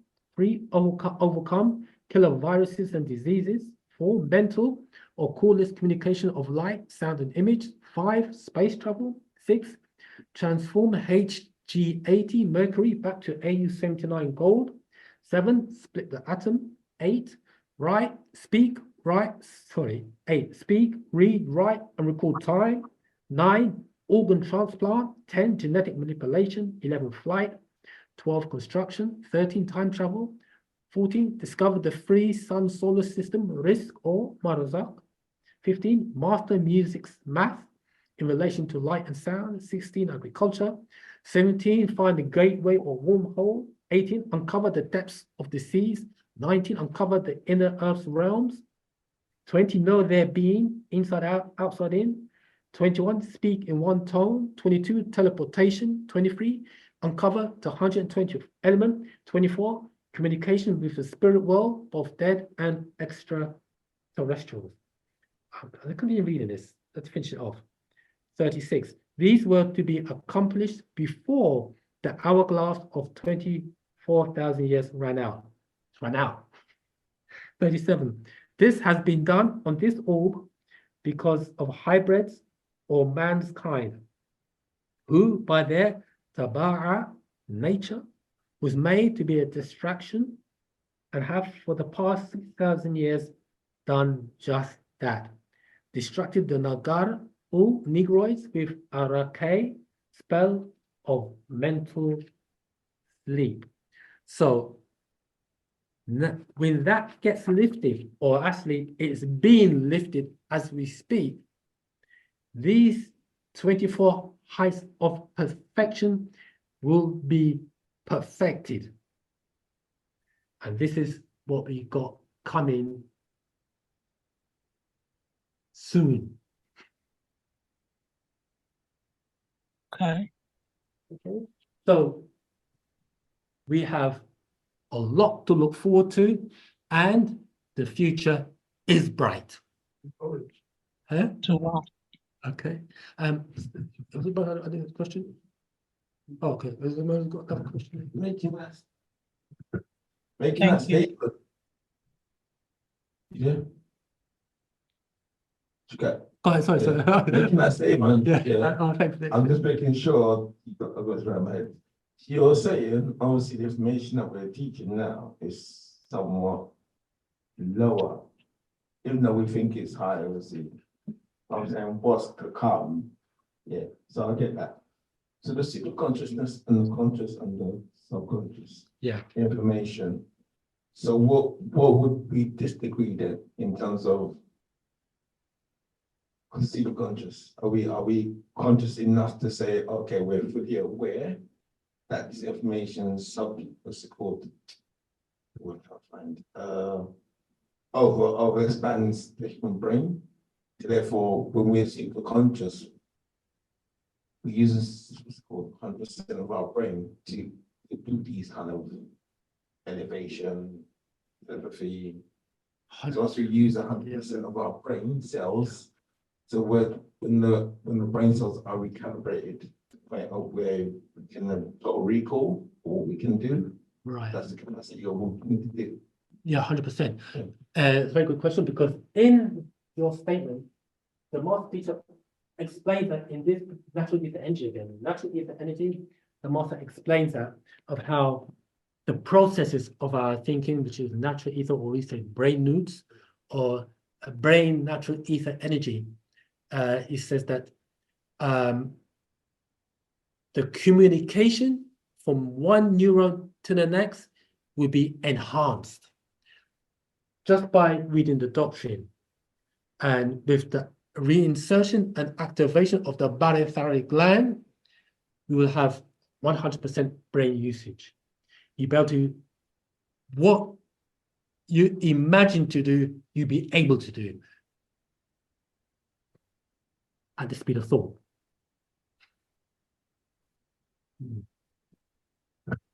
The Doctor Strange movie, similar, right? That's right, yeah. Yeah. So within that, so they let you know what they know. And they're not keeping it secret because they're letting you know. So not only Doctor Strange, but that movie Lucy, you got that what other movie? Limitless, you see. So they let you know what they already know, you see. But they have limited abilities and capabilities. Because we said earlier on, as 6 ether and 5 ether and ghostational beings, they have limited, they don't have the whole nines. We have the whole nines. But as we read from the Lotus of Life scroll, only a selected few will be initiated into those galactical orders. In turn, it says 12 masculines and 12 feminines. The original 24 elders, just like the master teacher, would teach the rest. And these higher sciences. So all these really, what we're teaching now, really is just preparatory stages, or to prepare our minds for what's to come. And our greatest hindrance has been religion. To look at deity outside of ourselves, not only when I say outside of ourselves, but outside of our kin and kind. You know, it's that brain, what's it called, brain dirtying. The spell was done, as we know, deliberately. So now to access to access what we want, what we're actually basically saying is we already access the subconscious and superconscious, but without awareness. We do it all the time, but we just are unconscious of what we do all the time naturally. So does that mean then when I'm chanting, when I'm reading the scrolls, when I'm just thinking, I can tap into those higher realms? The answer is yes. It's that simple. Because you know that when you're reading and you read, really what we should be doing is this. When you're reading, we should read with awareness. We should be conscious of what we're reading and be comprehensive, have an understanding of what we're reading. So we should read with awareness and comprehension. And as we're reading, we should really find out, what does this word mean? A simple word like it's got here. Well, the thing about how the master teacher writes is such that he writes in such a way that you may not get the answer in this particular, let's say I read up 261. It may not give you the answer in, you may read a sentence. And for example, it says here, this is from the scroll called Natural Ether Energy, 261, that's an example. In addition, reason is the real creator and the Sadok Hadei, true guide in nature. It is Khatat al physical in the forms of its real Khatat at bodies. What does that mean? Paray, the sun, the true stars of this one universe. What does that mean? I don't know what it means. So what's what that mean? Then it gives you the answer in the next verse, 262. In other words, this is what he's saying. In other words, visible creation presupposes, necessitates, and requires a visible creator. Pata from nun. And the creator reason shows itself in the forms and persons of the visible physical sun of this Wahu Makwan universe of eternal all Sahemul Fatar, powerful nature. And it's got here Amun Nabab Raye Akh in the personage of Pa Nabab Yanun, the secret behind the tone Nupu. So,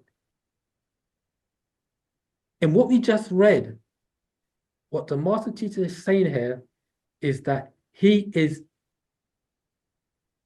an incarnation of really reason. That's what he's saying in essence. And we know that reason is the highest form of mental processing. So we have in the person of Pana Babianan. So stimulants of reasoning or Ray son, son of Ray. Yeah. Yeah, all that entitle him to be the title. Yeah. As to son Ray. That's or right. Yeah. Ray son, who's Ray son. Yeah. Ray's son.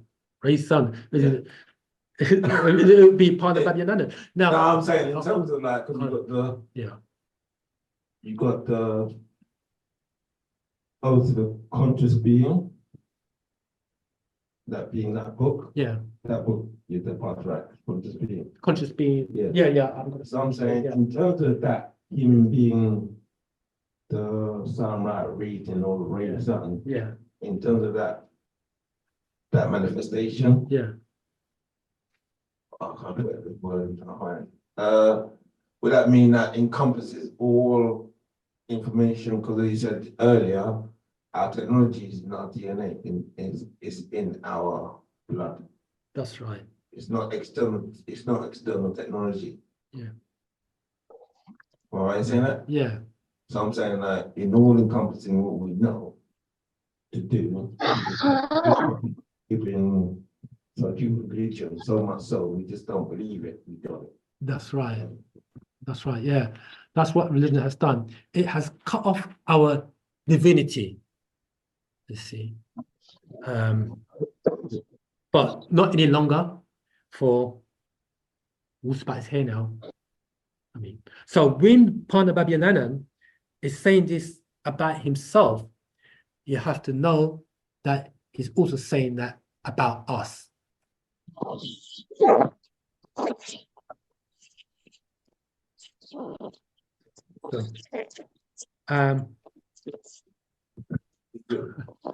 is it those who are active?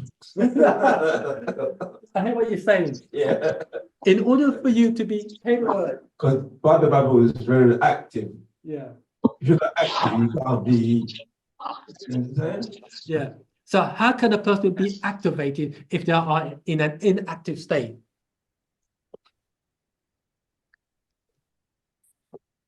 Remember that they are Natharu, or the Riskians, are after the worker bees.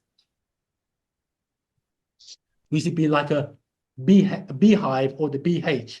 We should be like a beehive. So you mentioned that in the Holy Tablets.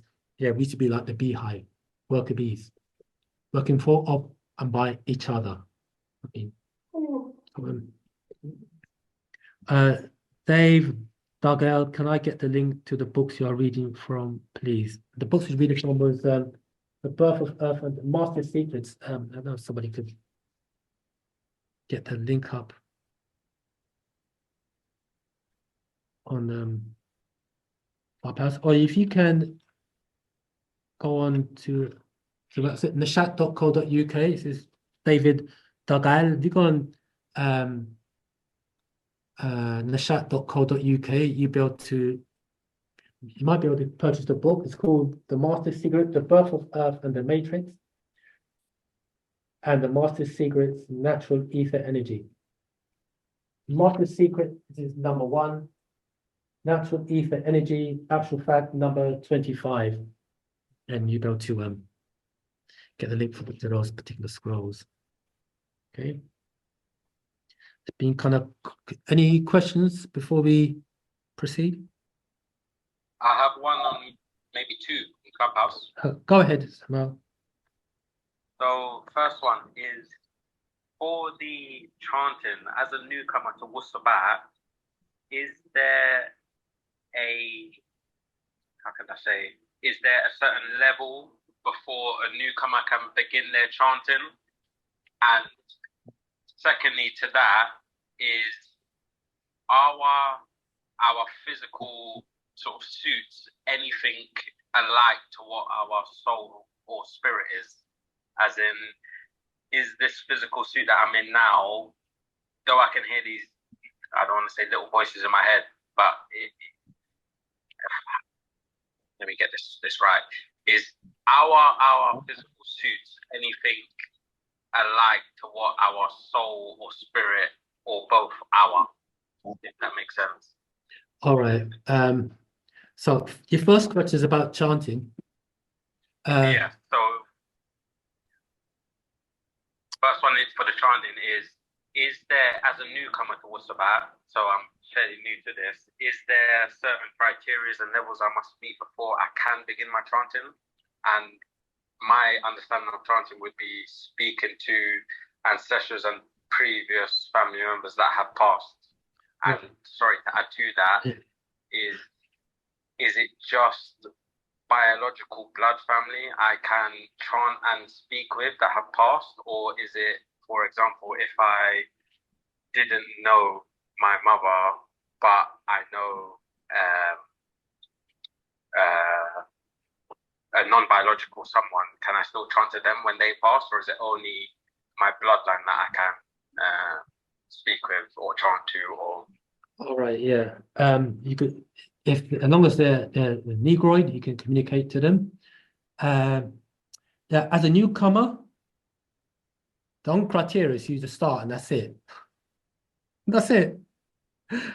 You know, just as a newcomer, just start chanting. You know, as long as if you've got the chance, just start chanting, and where you go, that's it.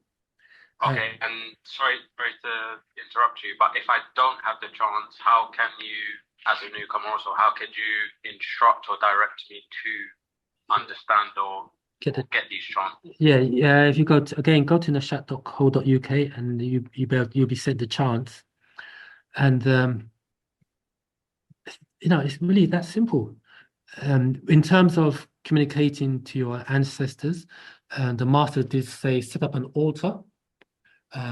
Get an altar, put white tablecloth, the white candles, burn some sage, get a photograph of the person that you want to communicate to, and just talk to them the same way how you talk to us right now, and it's that simple. Okay, and say how I can talk to you now because you are an Awapian, or because you understand higher. If that being, as in my family member, has passed, and I'm not sure if they have passed that grade, or if they have, do you know what I mean? If they are, I don't know if they have even, basically, when the family member passed, do they have to meet a certain grade for them to be contactable, or can they basically not be contactable because they haven't met the grade and they're basically redoing their time again, their learning again? That's a really good question, Samuel, and the answer is really simple. The mere fact that you are here in Wu-Sabat means that they have made the grade, because they are the ones who directed you here to Wu-Sabat. You also, so you've got those ancestors that have made the grade, and there are your guardians who want you to elevate as high as you can go. I want you to expand as far as you can. You have ancestors who have not made the grade, and they're the ones who want to live their life through you by partaking of that which is physical, because they still have desires for the physical. So the more you stay on Wu-Sabat and walk that walk, not just talk the talk, but walk the walk, you will, by your practices, elevate them.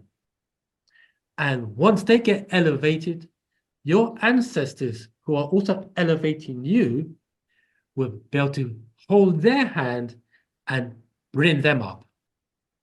Okay? So now there's a movie that really depicts that really so succinctly, and that movie is called Coco. Seek out the movie Coco, children's movie, and they will help you. Will actually convey what we're trying to say. Okay, I hope that helped, Amal. No, it does. Thank you. Okay. So do you know that, just to relate something, that our practices that we do is really simple. You know, what is really simple. That's the thing is that we have been so conditioned to want, we've been conditioned to, if a thing is so simple, it's unworkable. The more complex, the more unachievable becomes achievable. You know, that's how we've been conditioned.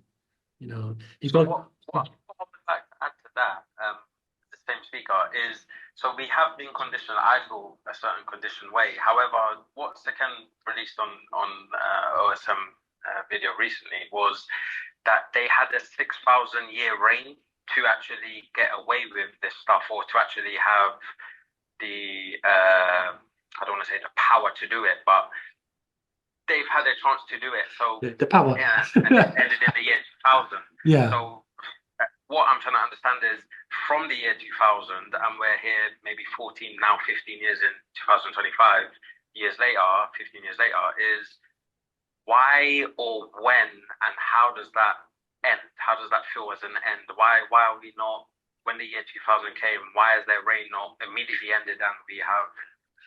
Right, I hear what you're saying. You know what I'm saying? Yeah, I know. Collaboration with what you're basically articulating. Right, yeah, good question. What it is, it's got to do with cycles, you see. We just like how on the planet Earth, we have 4 cycles. We have spring, summer, autumn, and winter. Let's put it like this. If you look at winter, we have like, winter is death into death. Then when spring comes, it's death into life. And when summer comes, it's life into life.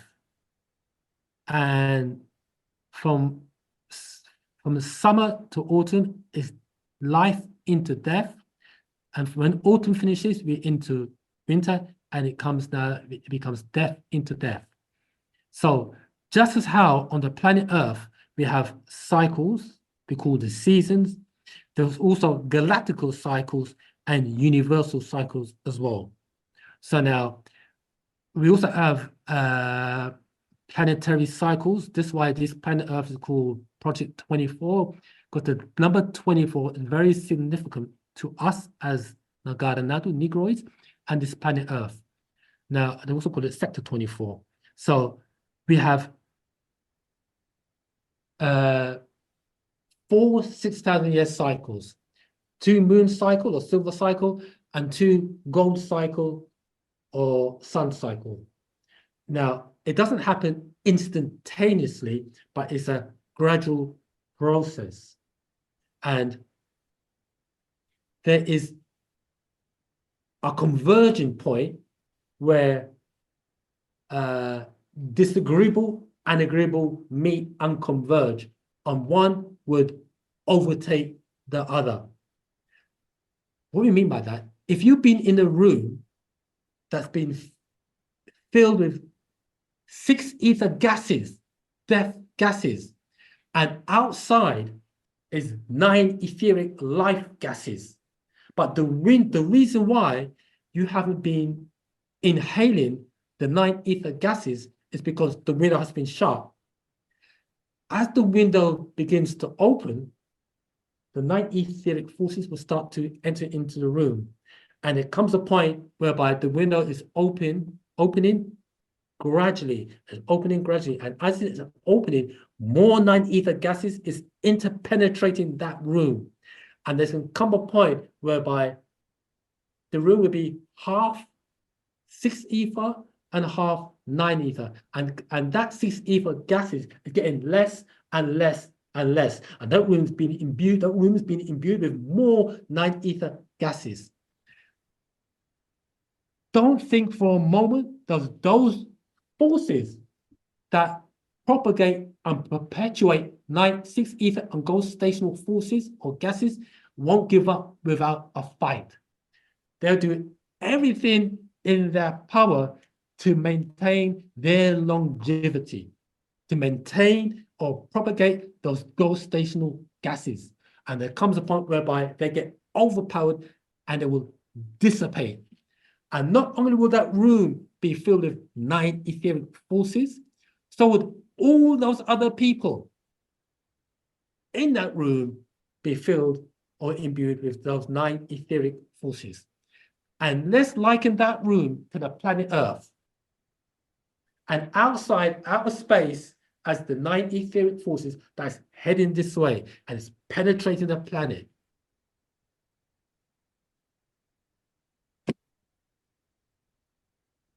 I hope that's analogy is kind of clear.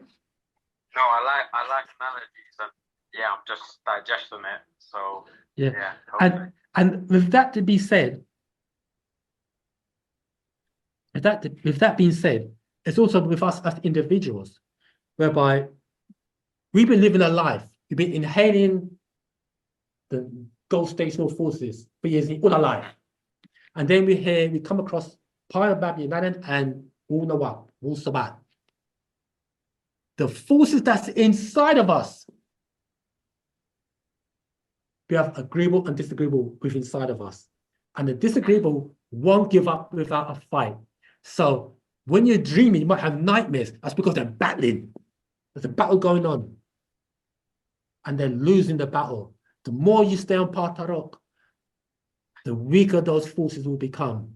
But they're not going to give up without a fight. That's with inside each and every one. Oh, that's when we find some of us. I don't say each and every one, I've never had that, but you know, yeah. I think, no, you've given me more than enough. I think just to end up for my personal questioning is then everything that I don't want to say doing, is everything I'm doing and thinking part of my role, like part of my accountability, as in, do I pass the grade, as in, is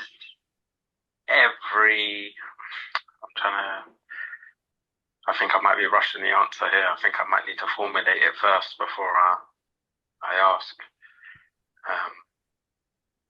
Yeah, okay, now you've answered my first question, so allow me to actually construct it first. Right. Yeah. Just to help you along, Isabel. Yeah, our experiences are our personal experiences are our master teachers.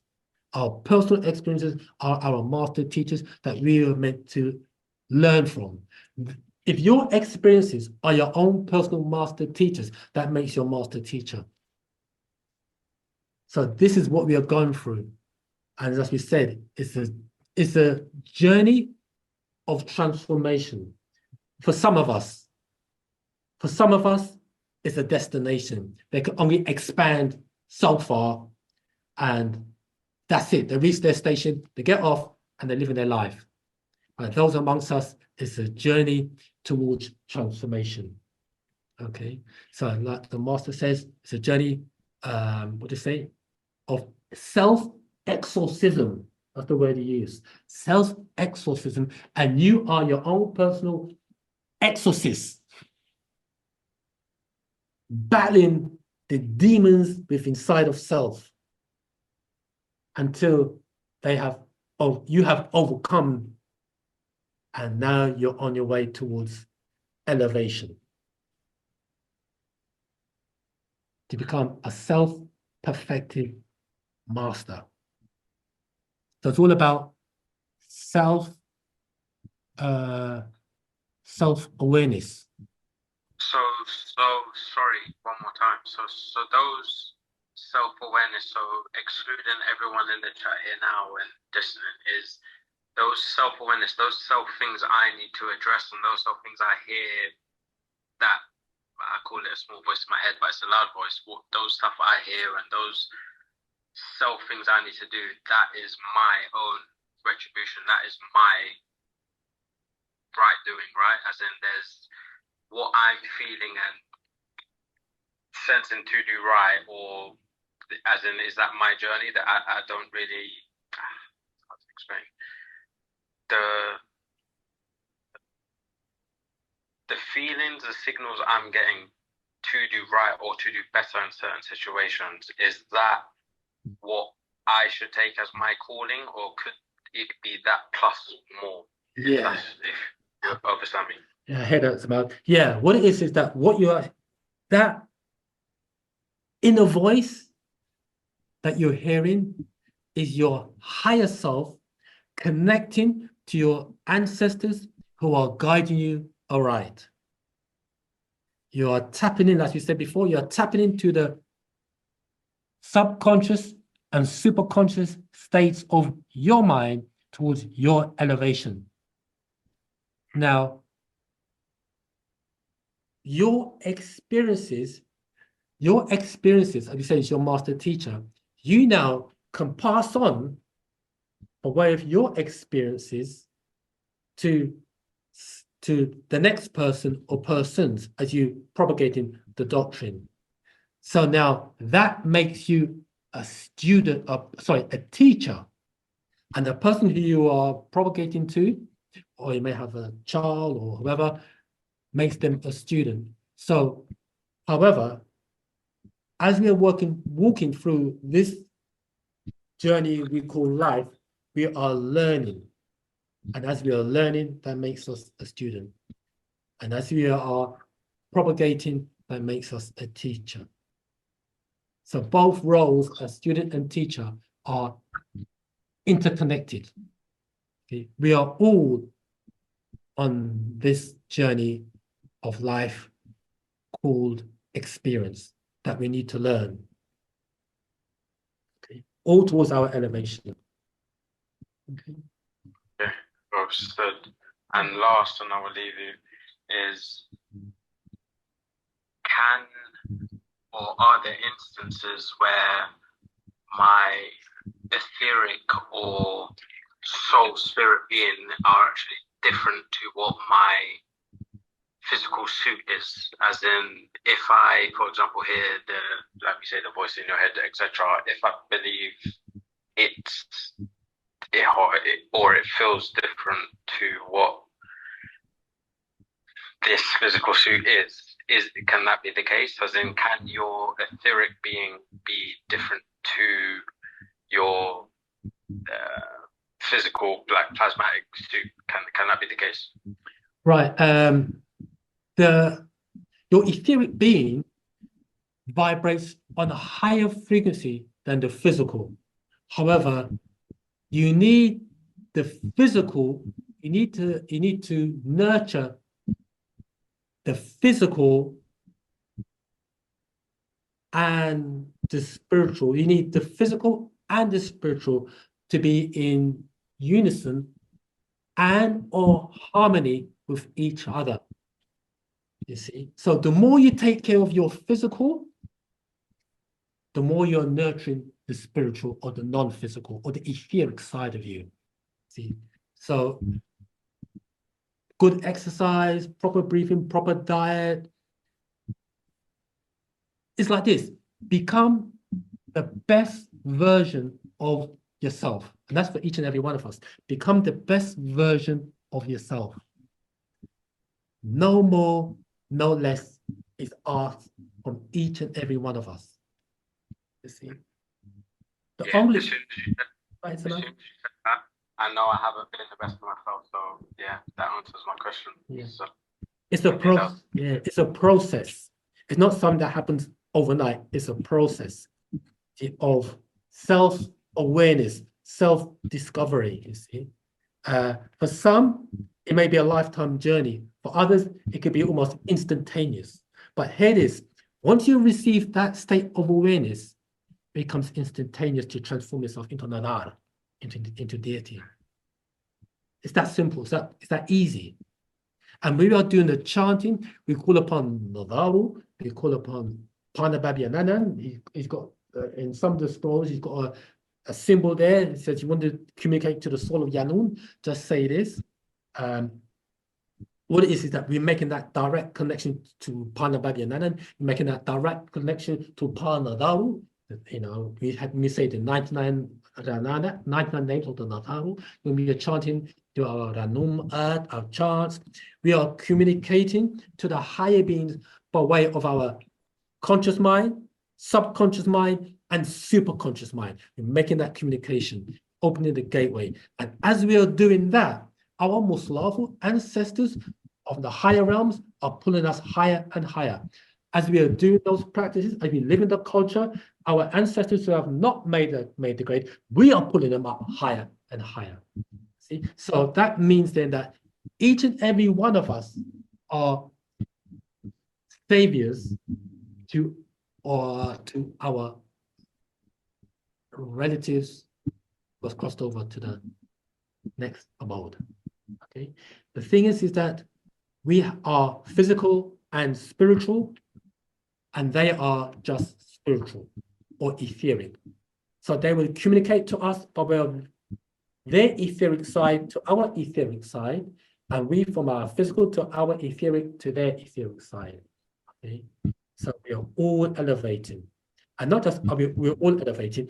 Even we're in a form like this, we are all elevating. Go back and read, purchase the scroll of tones, frequencies, and vibration. Number, what's that? Actual fact, yeah, number 18. The master explains it. On the planet Earth, we have those from Cyrus and Orion.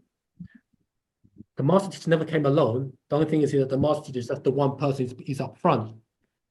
But yet there's other beings, Ethereans, that came with him.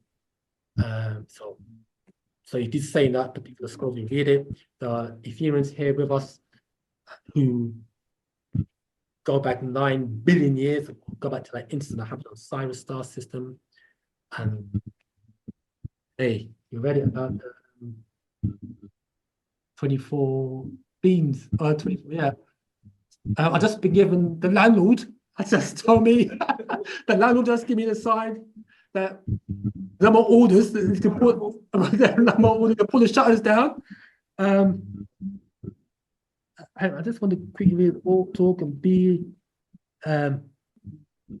Rook Kaya says, I don't know why I am getting downloads for you. Oh, okay. It's from your higher self. Okay.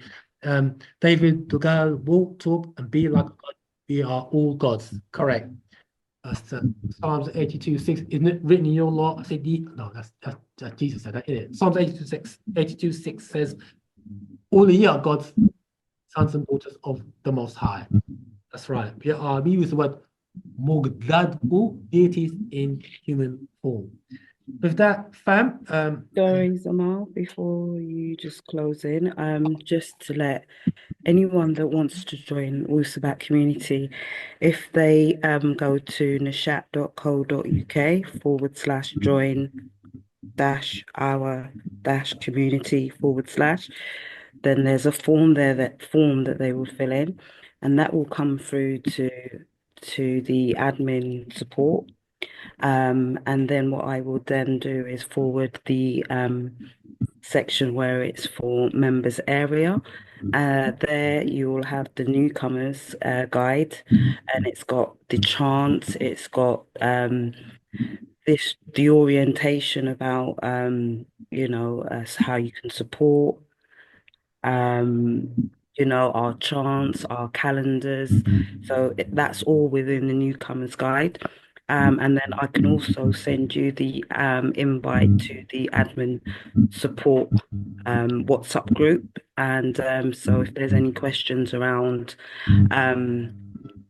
administration, for example, I don't know, the chants, any of our rituals that you've heard of and that you want to know about, I can post it to you in that group. That was it, Zamal. oh, Thank you, Zamal. You're welcome. With that, Moisar, we have to the landlord got his jacket on and his hat. I think that's a subtle. I think the shutter's almost down. Yeah, and let's say Moisar, let's say once again, thank you all. Thank you all once for participating in today's class. We're here every Saturday from 7 p.m. from here at nashat.co.uk, 101 Church Street, Croydon. Is it CR01 RJ? Is that correct? Yeah. 1 RJ. That's a postcode CR01. What? Oh, 101 Church Street. Let's type on 101 Church Street on Google. It's CR01 RN, Zamal. 1 RN. Sorry. Yeah, 1 RN. 101 Church Street, CR01 RN. We're here on the Clubhouse and Zoom every Saturday. We've got another special teacher next class, next week. Who's it? Oh yeah, our brother called Kupsnov is doing a class called Guy. Yeah, no, basically, yeah. Class next week. Class be next week, the usual 7 p.m. But I'll be teaching them. You don't know. Okay. Okay, was that Moisar? Akhrus, give and take care. Until next time. Wadu.